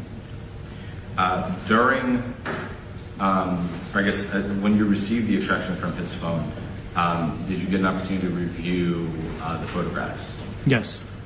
Did you get an opportunity to review the videos? Yes. Did you get an opportunity to review the text messages between the defendant and Mr. Umbuselli? Yes. I want to discuss with you regarding your review of those, and I'm going to bear with me because I'm just going to be very specific in directing you. You have all the records, just so we're clear. Yes. When they're produced, do they produce in a PDF? How do they come out? They're produced in a PDF. Do you recall how many text messages there were? It was over 12,000. I believe it was 12,220. Something like that. Yes.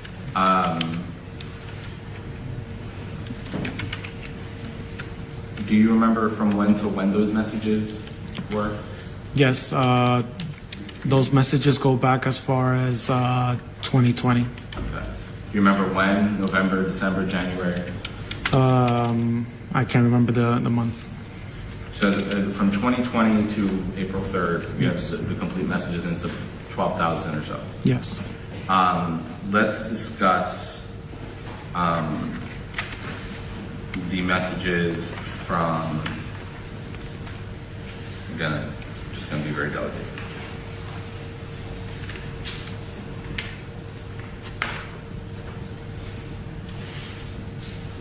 October 9th through the 11th, which is in evidence of Exhibit 4. Did you get a chance to review those? Yes. Will you tell the court, again, just a synopsis because the court has them, what is covered in the messages in State's Exhibit 4? Mind if I review my notes really quick? Yeah, if you need to refer to anything to refresh your recollection, go ahead and then let me know when you're ready. These captions are hilarious.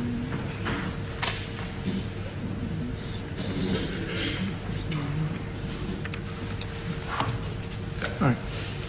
What was discussed on the October 9th through the 11th messages? So, based off of the messages, there was an argument that occurred again. Mr.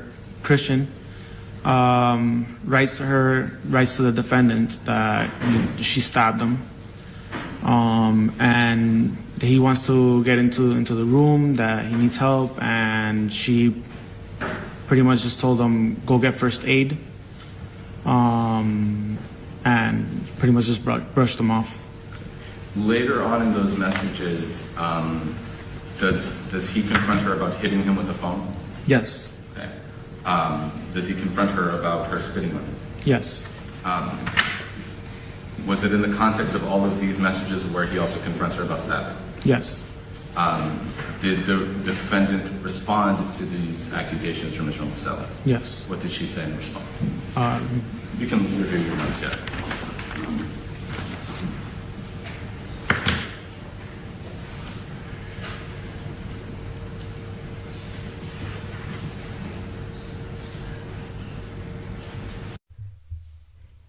So hitting him with the phone, that's assault with a weapon. She's throwing things at him, spitting on him. How degrading a thing to do. And if I heard correctly, and correct me if I'm wrong, I think he asked about a previous stabbing incident.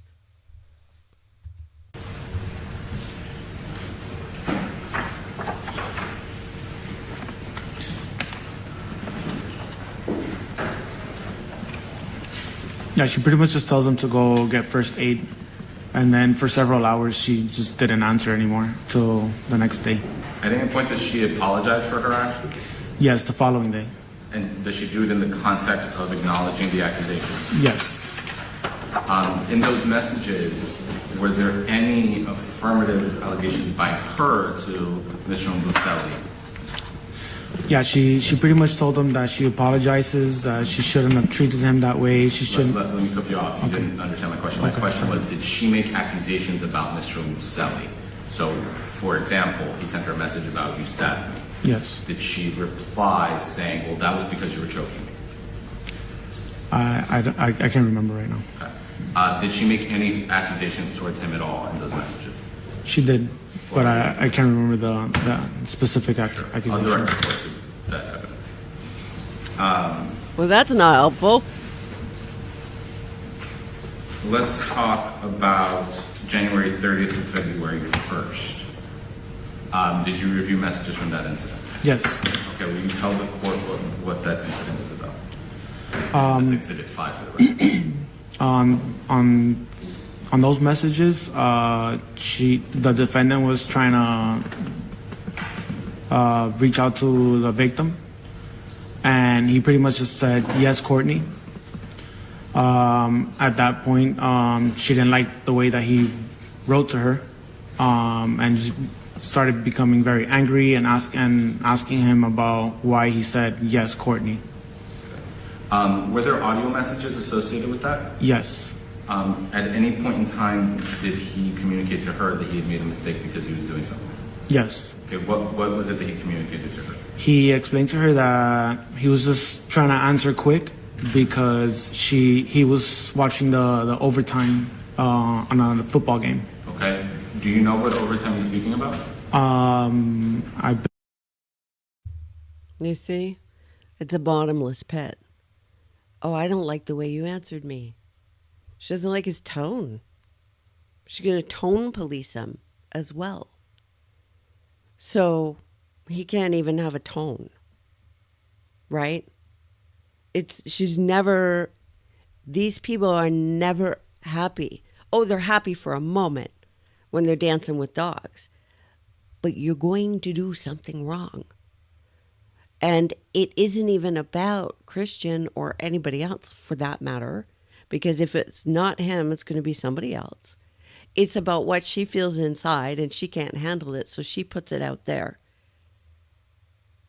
And the only way she can handle it is if somebody else regulates it, which is pretty much delusional. I don't mean that in the proper sense of the word, but so he can't even speak to her without her attacking or criticizing. I believe it was the Bengals versus the Chiefs. Okay. And so you're referring to the overtime of that? Yes.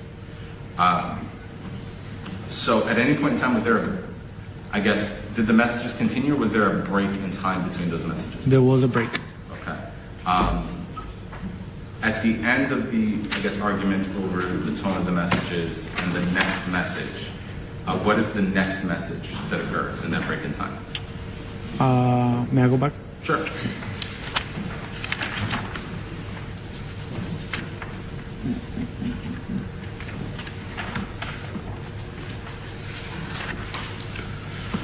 What was the first conversation after? So the first one that I recall, it was the defendant telling him, "I hope this gives you time to think about what you've done." And then she tells him, "Enjoy the hospital." And then to think about what he's done. I'm going to give you time to think about what you've done. I mean, I said that when my kid was 10, right? You go to your room and you think about what you've done. That's always a red flag when your partner tries to act like your parent. And then she mocks him. Hope you have fun at the hospital. She might as well have said F you. She's mocking him. He, after a little while, he messages her, I lost a lot of blood. Can you come? I need you. And then she asks him, are you having fun? And this is all between him writing her that he's losing a lot of blood and at the hospital. Were you able to find out what happened in that time period? Yes, she ended up cutting him with a knife. Okay. Now, how did you figure that out? It was all in the messages that he wrote, and she responded back to him. Were there also photographs from that date and time? Yes. And how is it that you figure out the date and time that a photograph is taken from the device? So the fact that there was an incident before that was bad enough required him to go to the hospital, that he lost a lot of blood. And using the same kind of weapon that was used ultimately in the crime. If I'm on the prosecution side, I'm saying she knew this could cause damage. She knew that when she was angry, she should not be picking up a weapon. So, and that's where you can get a stronger, bolster your argument for second degree as opposed to manslaughter. Besides, I think she didn't actually throw the knife anyway. Through the properties of the photo, it will show you when the photo was created, and it was at the same time and date as these messages were sent to him. And just so we're clear, the messages had, or the photographs also had location information? Yes. Do you remember where the location of that was? It was on the east side of the 195. Okay. Was that, is there a street that's there? Yes, that's called the Julia Tuttle, but it leads up to the hospital. It was just it was pinpointing right at the hospital, Mount Sinai. Okay. The state's directing the court to Exhibit 6. So in those photographs, you said it shows that his lip was sliced. Yes. And that the location of those photographs were at a hospital. Correct. Were you able to locate images of those injuries? Yes. Okay. Directing the court to Exhibit 7. Will you just describe the court to what those injuries were? It was a large laceration that goes from the lip to the bottom of the chin. Okay. And what is a laceration? Say that again? What is a laceration? Laceration it's a cut. So there was a large... Technically, we've learned that a laceration is not, that it's not that simple. It's not just it's a cut, right? It's funny. I wonder why he's being asked a question like that. Cut from Yes. the chin to the lip, and there were stitches, you said. Correct. Did he appear to have any other injuries in that stitches photo? Yeah, he had another small laceration here to the left. I believe the left of the face. And for the record, you're pointing To the like the closer cheek. to the chin, to the cheek. Okay. As well as we noticed that on the photo with the stitches, he had 2 black eyes, or what you would call raccoon eyes. Okay. So there was dark discoloration on his face, by his eyes. Correct. And then at any point in time close to these incidents, was there another selfie of the defendant for comparison? Yes. Or not the defendant, excuse me, of the victim. State's Exhibit 8 for the record.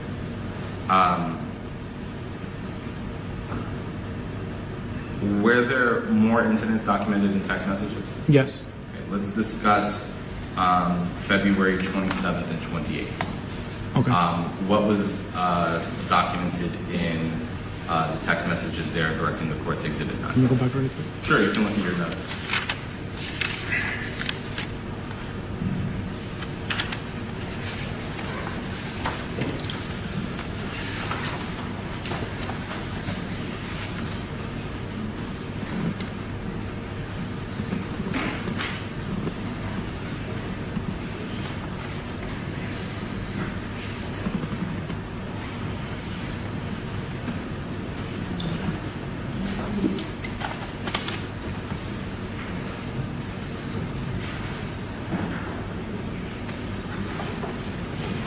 All right, sir.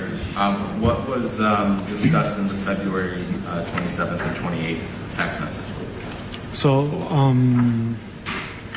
during that time, the victim, he wrote a very large message to the defendant. He pretty much started explaining is love gonna kill him.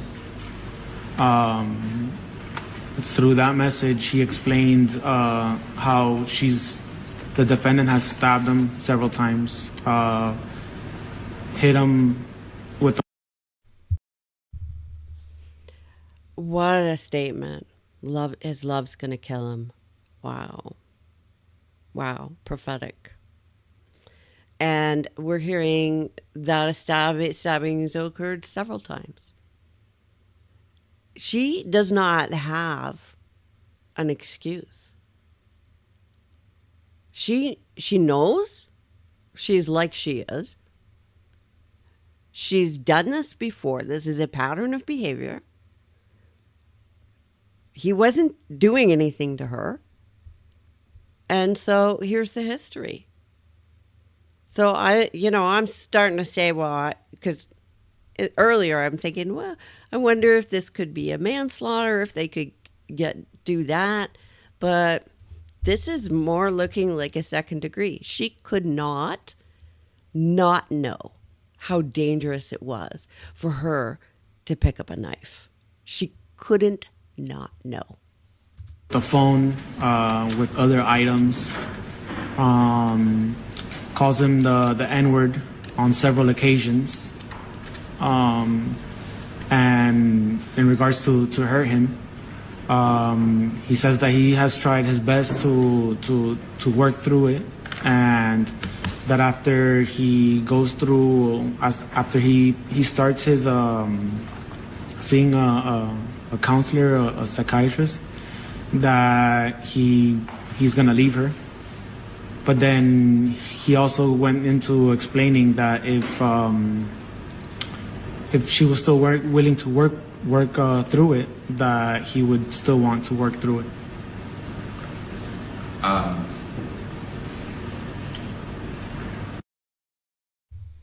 Wow. So he did go and try to get help for himself. And he did get to the point where he was willing to make the decision to leave. Wow. He was so close to freedom. So close. And he couldn't quite do it. And, they suck you in. They suck you in. I'm really sorry. I love you so much. I don't know what I would be without you. You're the only one for me, right? And the victim thinks, we've put in so much, we've fought so hard. Just one more time. I'm going to try just one more time. Maybe I'll give her just one more chance. Maybe this time. And that is the refrain of victims, male and female alike. Maybe this time. Because you remember the love bombing phase, the seduction phase, the honeymoon periods when things are going really great, where it's wonderful. And you're so wrapped up. And you think, well, what if I walk away now and this was that chance? This was the time it was going to work. And the offender hoovers you, sucks you right in. And you know what happens? It gets worse because they crush your spirit further, because they may stop you from seeing that counselor or talking to that friend who's going to help you get out. And it is a good time to mention, as I often do, that the most dangerous time for a victim is when they try to leave. Following this, did the victim begin documenting audio and video recording incidents between him and the defendant? Yes. Were there any of these? So, sounds to me like somebody advised him to start documenting, perhaps his therapist, perhaps a lawyer or friend. And that kind of documentation can be used in a number of ways. It can be used legally, depending on where you are and the rules are on these kind of recordings. But also, if you are a victim, you're likely to be prone to self-doubt or self-blame.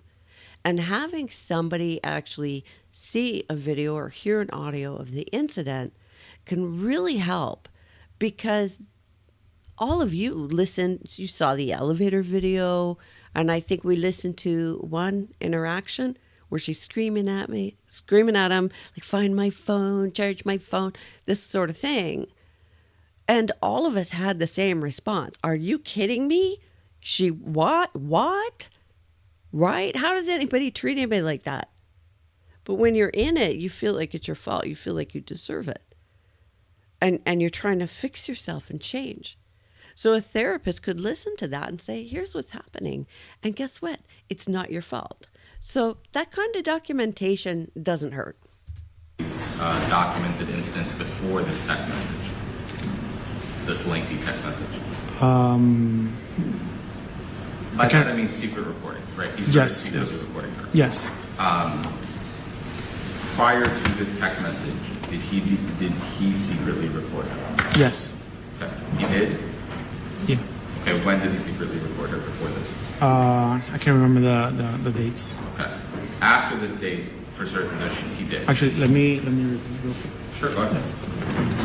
If you need to review your notes to refresh your mind.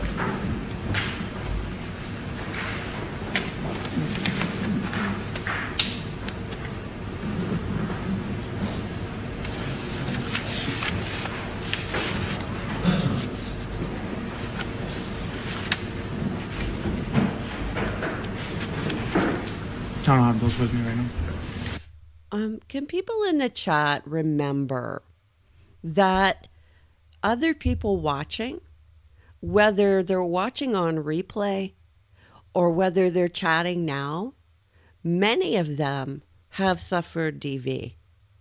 And many of them, for a variety of reasons, have stayed. And any kind of victim blaming is going to have an impact on those listening. There may be somebody watching or listening who's thinking about trying to escape, who's thinking about maybe finally disclosing and telling somebody. When they look around and see victim blaming, they're not going to seek help. They're not going to be able to trust anybody. So understand that that kind of thing has a huge impact right now on victims who are watching and listening to you. So you said you don't have them, as in, does that mean that you're not sure if you recorded her before? Correct. Okay. So you're not sure if you recorded her before February 27th, 28th, but you're certain that he did afterwards? Yes. Just directing the court to State's Exhibit 11 and the court's prior rulings. Sir, you're aware of a series of videos that the state has entered into evidence that was discussed here earlier. Yes. I'm not going to kind of publish those and air those because the court has already had them, but would you just generally describe those 3 videos? So on one of the videos,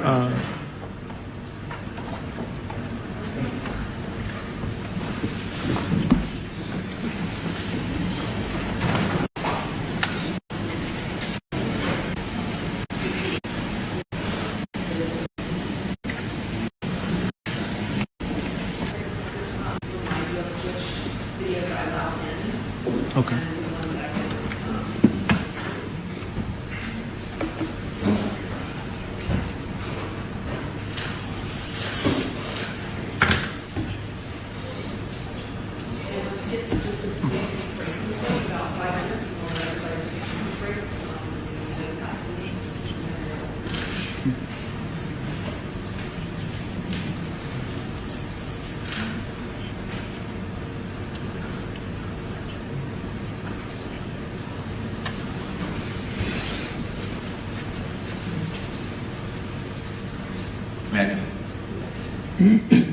So, Detective, as we were talking about, State's Exhibit 11 includes 3 videos and the metadata of 4 videos. Yes. Those 3 and another one.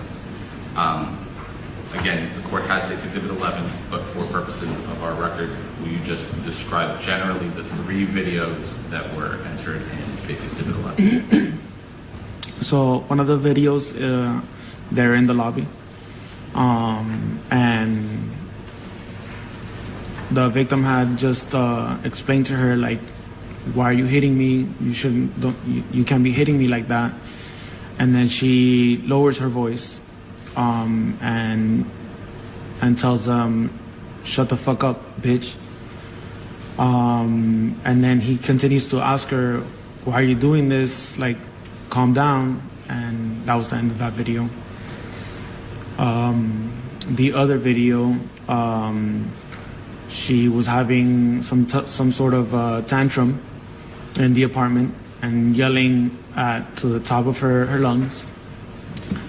And at one point she calls out names using the N-word towards the victim. And she also even tells him, "Come here, let me slap you." And then also continues into telling him, "Find my phone, get me alcohol, get me alcohol." During those recordings, did she also express, I guess, a jealousy of anybody? Yes. Okay, will you please explain that? She, according to the video, he acknowledged somebody in the lobby or just in front of the building when he went out to I believe it was to walk his dog. And he didn't tell her that he acknowledged somebody downstairs. And then that's when she just went into this continuous screaming for several minutes. Now that we've discussed that context, I want to talk about building-specific incidents at One Paraiso and how they documented these incidents. Did you receive a lengthy amount of records from them? Yes. Okay. Do you remember approximately how many pages? Too many pages. Too many pages. Okay, fair enough.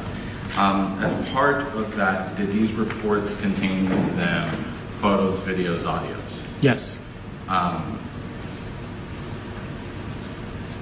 These photos and videos, will you describe them to the court how they looked on these reports?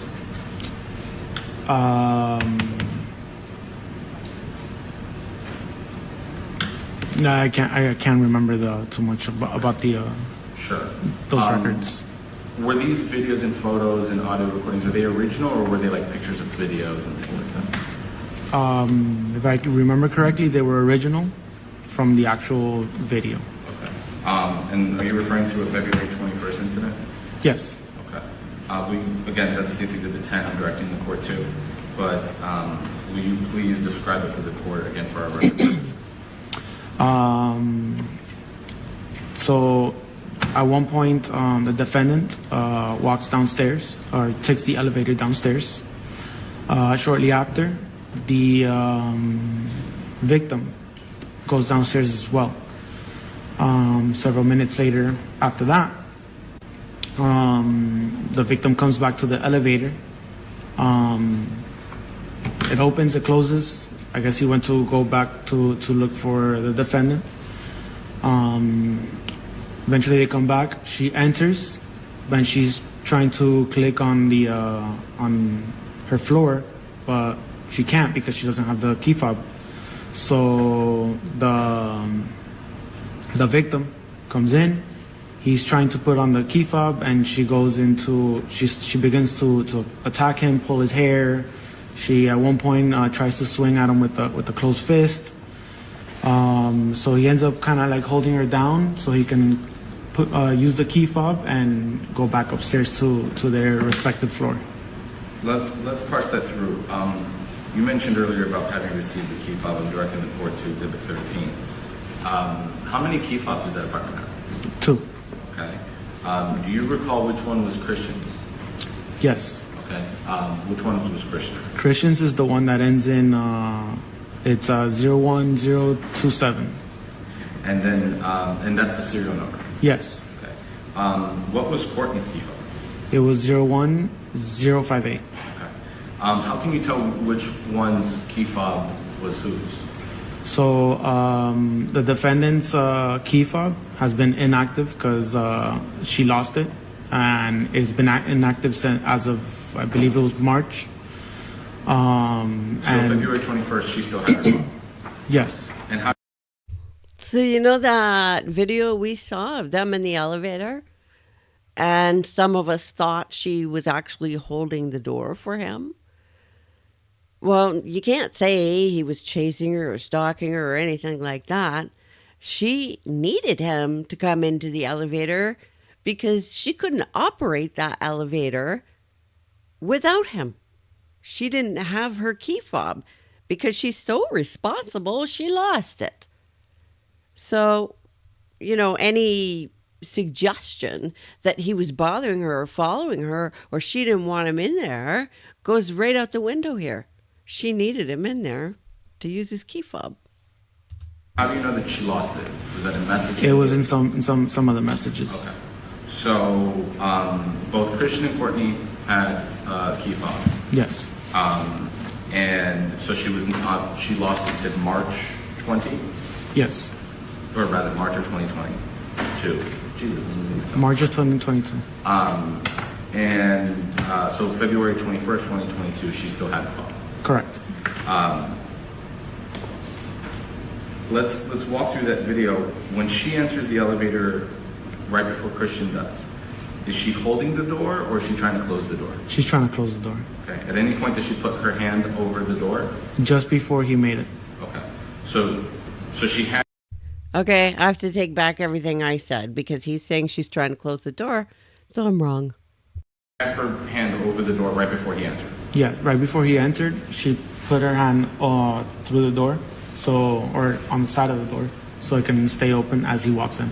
Okay, and you did go to this apartment. Yes. So that door has the sensor. Correct. In the video, you said that you can see her tapping the screen. Yes. Did you, again, having been at the apartment, you saw how that system is set up? Yes. Are you familiar with it? Yes. Okay, so her tapping the button, would that have achieved anything? No. Okay, why not? Because you need to scan the key fob first in order to be able to go to your floor. Okay. So then you said that Christian walked into the elevator and kind of told her to stop banging. Yes. What did he do then? He was trying to tell her to stop, and she begins to swing at him and try and pulling his hair. So then he kind of like pushes her to the side to try and use the key fob. She continues to jump on him to attack him some more. So at which point he kind of like just holds her down, like bends her over and holds her down so he can finally hit the key fob and click on the right floor. At any point in time, did Christian exercise, I guess, affirmative violence towards the defendant? No. He's just more trying to like keep her away from hitting him while he gets upstairs.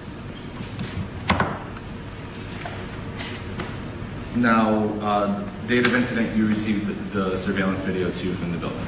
Yes. Besides capturing Christian leaving, returning, and so on, did the surveillance video from the building capture anything? I'm sorry, say that one more time. Besides capturing Christian leaving and then returning, did the surveillance video capture anything about this incident, any violence or anything else? No. One second.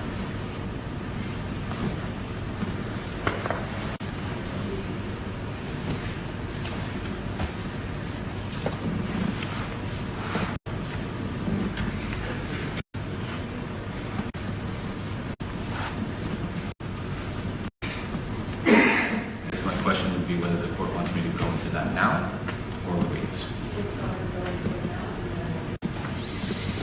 At some point in time, we mentioned how the initial impression, date of incident, was that it was a possible self-defense. And for the last 45 minutes or so, we've been discussing all the subsequent investigative steps. Yes. Did these subsequent investigative steps change your outlook of this case? Yes. Okay. How did it change? It changed the fact that I learned that Christian was always the one trying to calm the situation down. Based off of the messages and everything, he was always the one that ends up getting hurt. And the defendant is just the one that's always unable to control herself and hurt him. As a result, did you apply for an arrest warrant? Yes. Was that Yes. noted directly in the court to States Exhibit 1? As a result of that arrest warrant, were efforts taken to locate Miss Clenney, excuse me? Yes. Who assisted in locating Miss Clenney? The marshals. Okay. Why were the United States Marshals asked to locate Miss Clenney? Because she was out of our jurisdiction Okay. Where was she? in Hawaii, Okay. Do you remember where in Hawaii? Hilo, Hawaii. Okay. Did as a result of her arrest, did you travel Yes. to Hawaii? Yes. How long did it take you to travel? It took me about 24 hours to get there. Okay. How many flights? 3. And actually, before we go too far down drift, when you received the One Bariso lease records, did you receive a letter documenting the defendant's move out? Say that again? Did you, within that packet, was there documentation about the defendant moving out of the apartment? Yes. They were in the process of. Okay. Did the records document that she moved out April 28th? I don't remember. I'll just direct the court to the exhibit for the record 28th. So the defendant had moved out of Miami, was located in Hawaii. Because she was in Hawaii, actually, let me back that up. Do you know how she was located in Hawaii?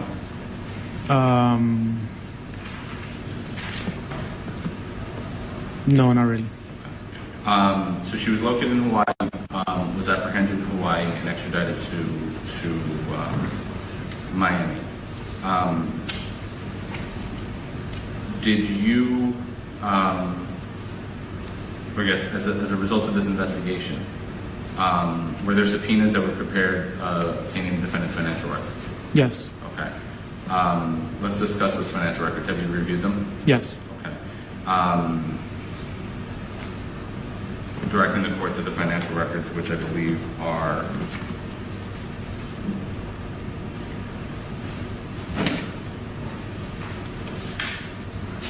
States Exhibits 29, 30, and 31.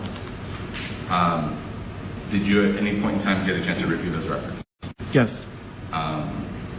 Approximately how much, and then States Exhibit 32 is Bank of America records. Did you get a chance to review those? Yes. During that time, immediately before the murder, approximately how much money the defendant had in the bank account? I believe she had just over $2 million. Again, just to direct the court to the exhibits, but roughly. At any point in time after the homicide of Christian, did the defendant make transfers of that money? Yes. Okay.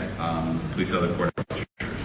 She made two separate money transfers over to her father's. And that was 9 days later? Yes.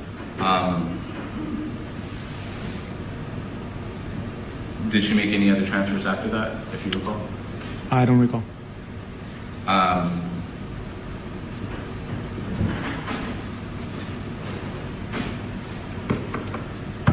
Besides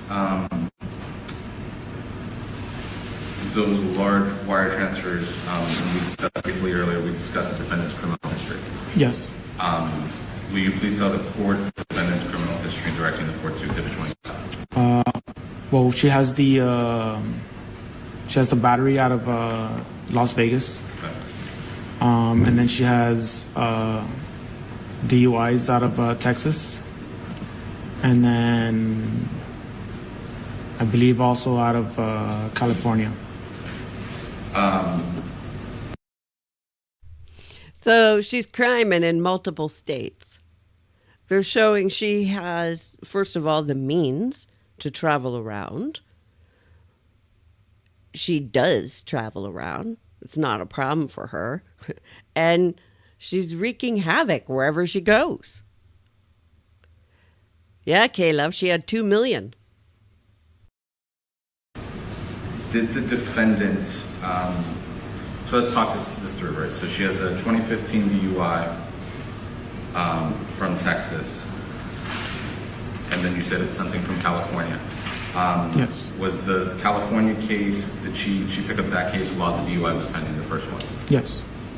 And then you said she had a second DUI in Texas, and then for the record, it's September 16th in 25. Did she pick up the domestic violence battery on Christian in Las Vegas while that case was pending? Yes.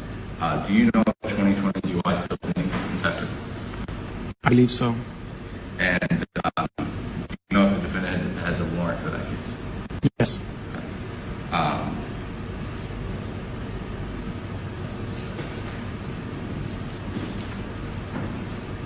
One second. The wire transfers from from the defendant's account to her father, did that essentially deplete her bank account? Mostly, yeah. She just left some money for herself. There's no good question.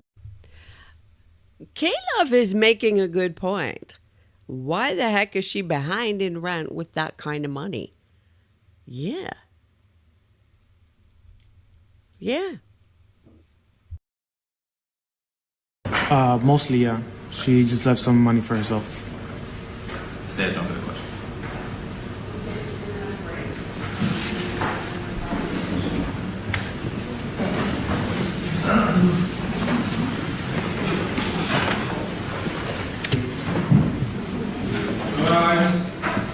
Write your first and last name. Thank you.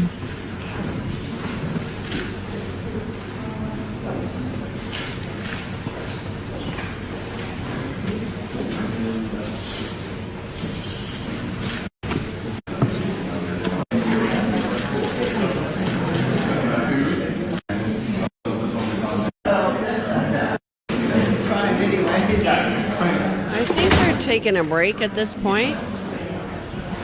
Grab a seat or need the rest? Oh, maybe not.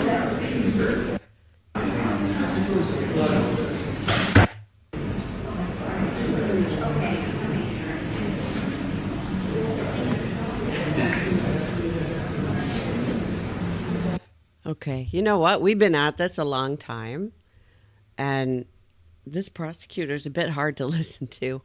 I am going to switch screens, and I want to hear from you what you're thinking about all this.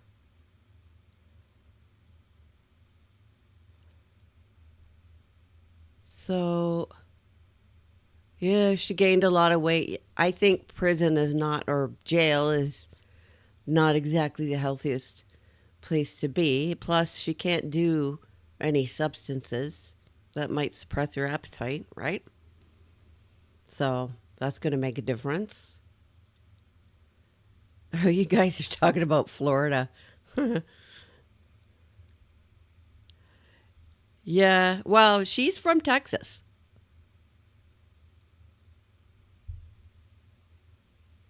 What do you think about the wire transfer to dad? After the crime, she transfers almost all of her money to her father. Whose idea do you suppose that was?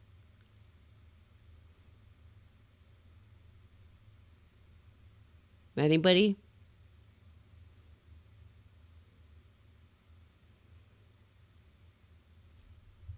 Okay.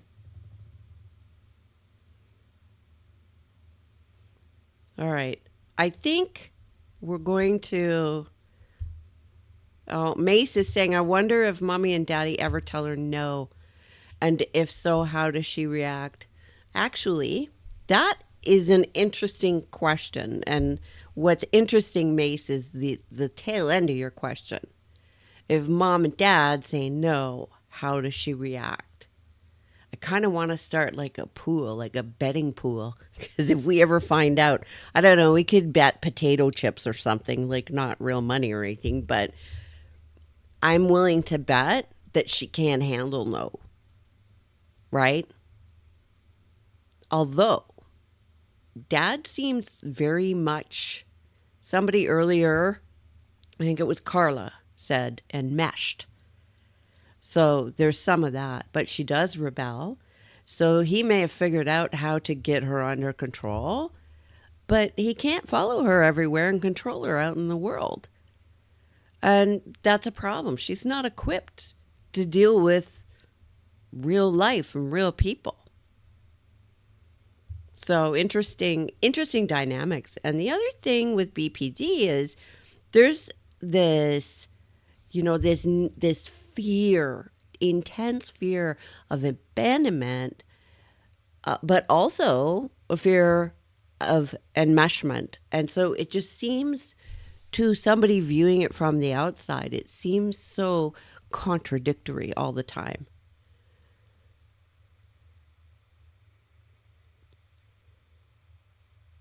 Mountain Mermaid says probably trying to avoid a lawsuit. Very interesting, yeah. Because, yeah, you could sue for wrongful death. And do you think maybe she's trying to hide the money? Or dad told her to? Oh, Erin says her dad told her to transfer the money so that it couldn't get seized by the government. Interesting. Kay loves laughing at me, which is fine, saying potato chips, Lori, the risk taker. Yeah, that's about it.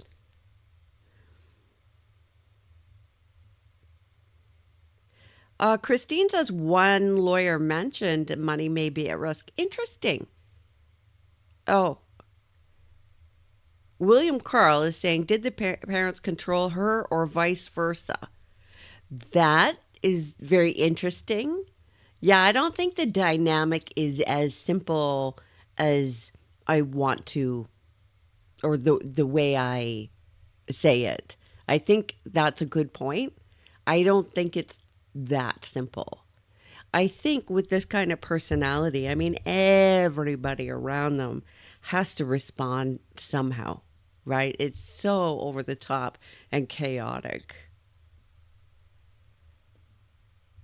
Other people are saying that they think, yeah, hide the money. K-Love says, oh, yeah, his parents, so the victim's parents, did file a suit against the complex. Yeah. Yep. Okay, does anyone have questions, comments before we go? Because we're going to pick this up again tomorrow.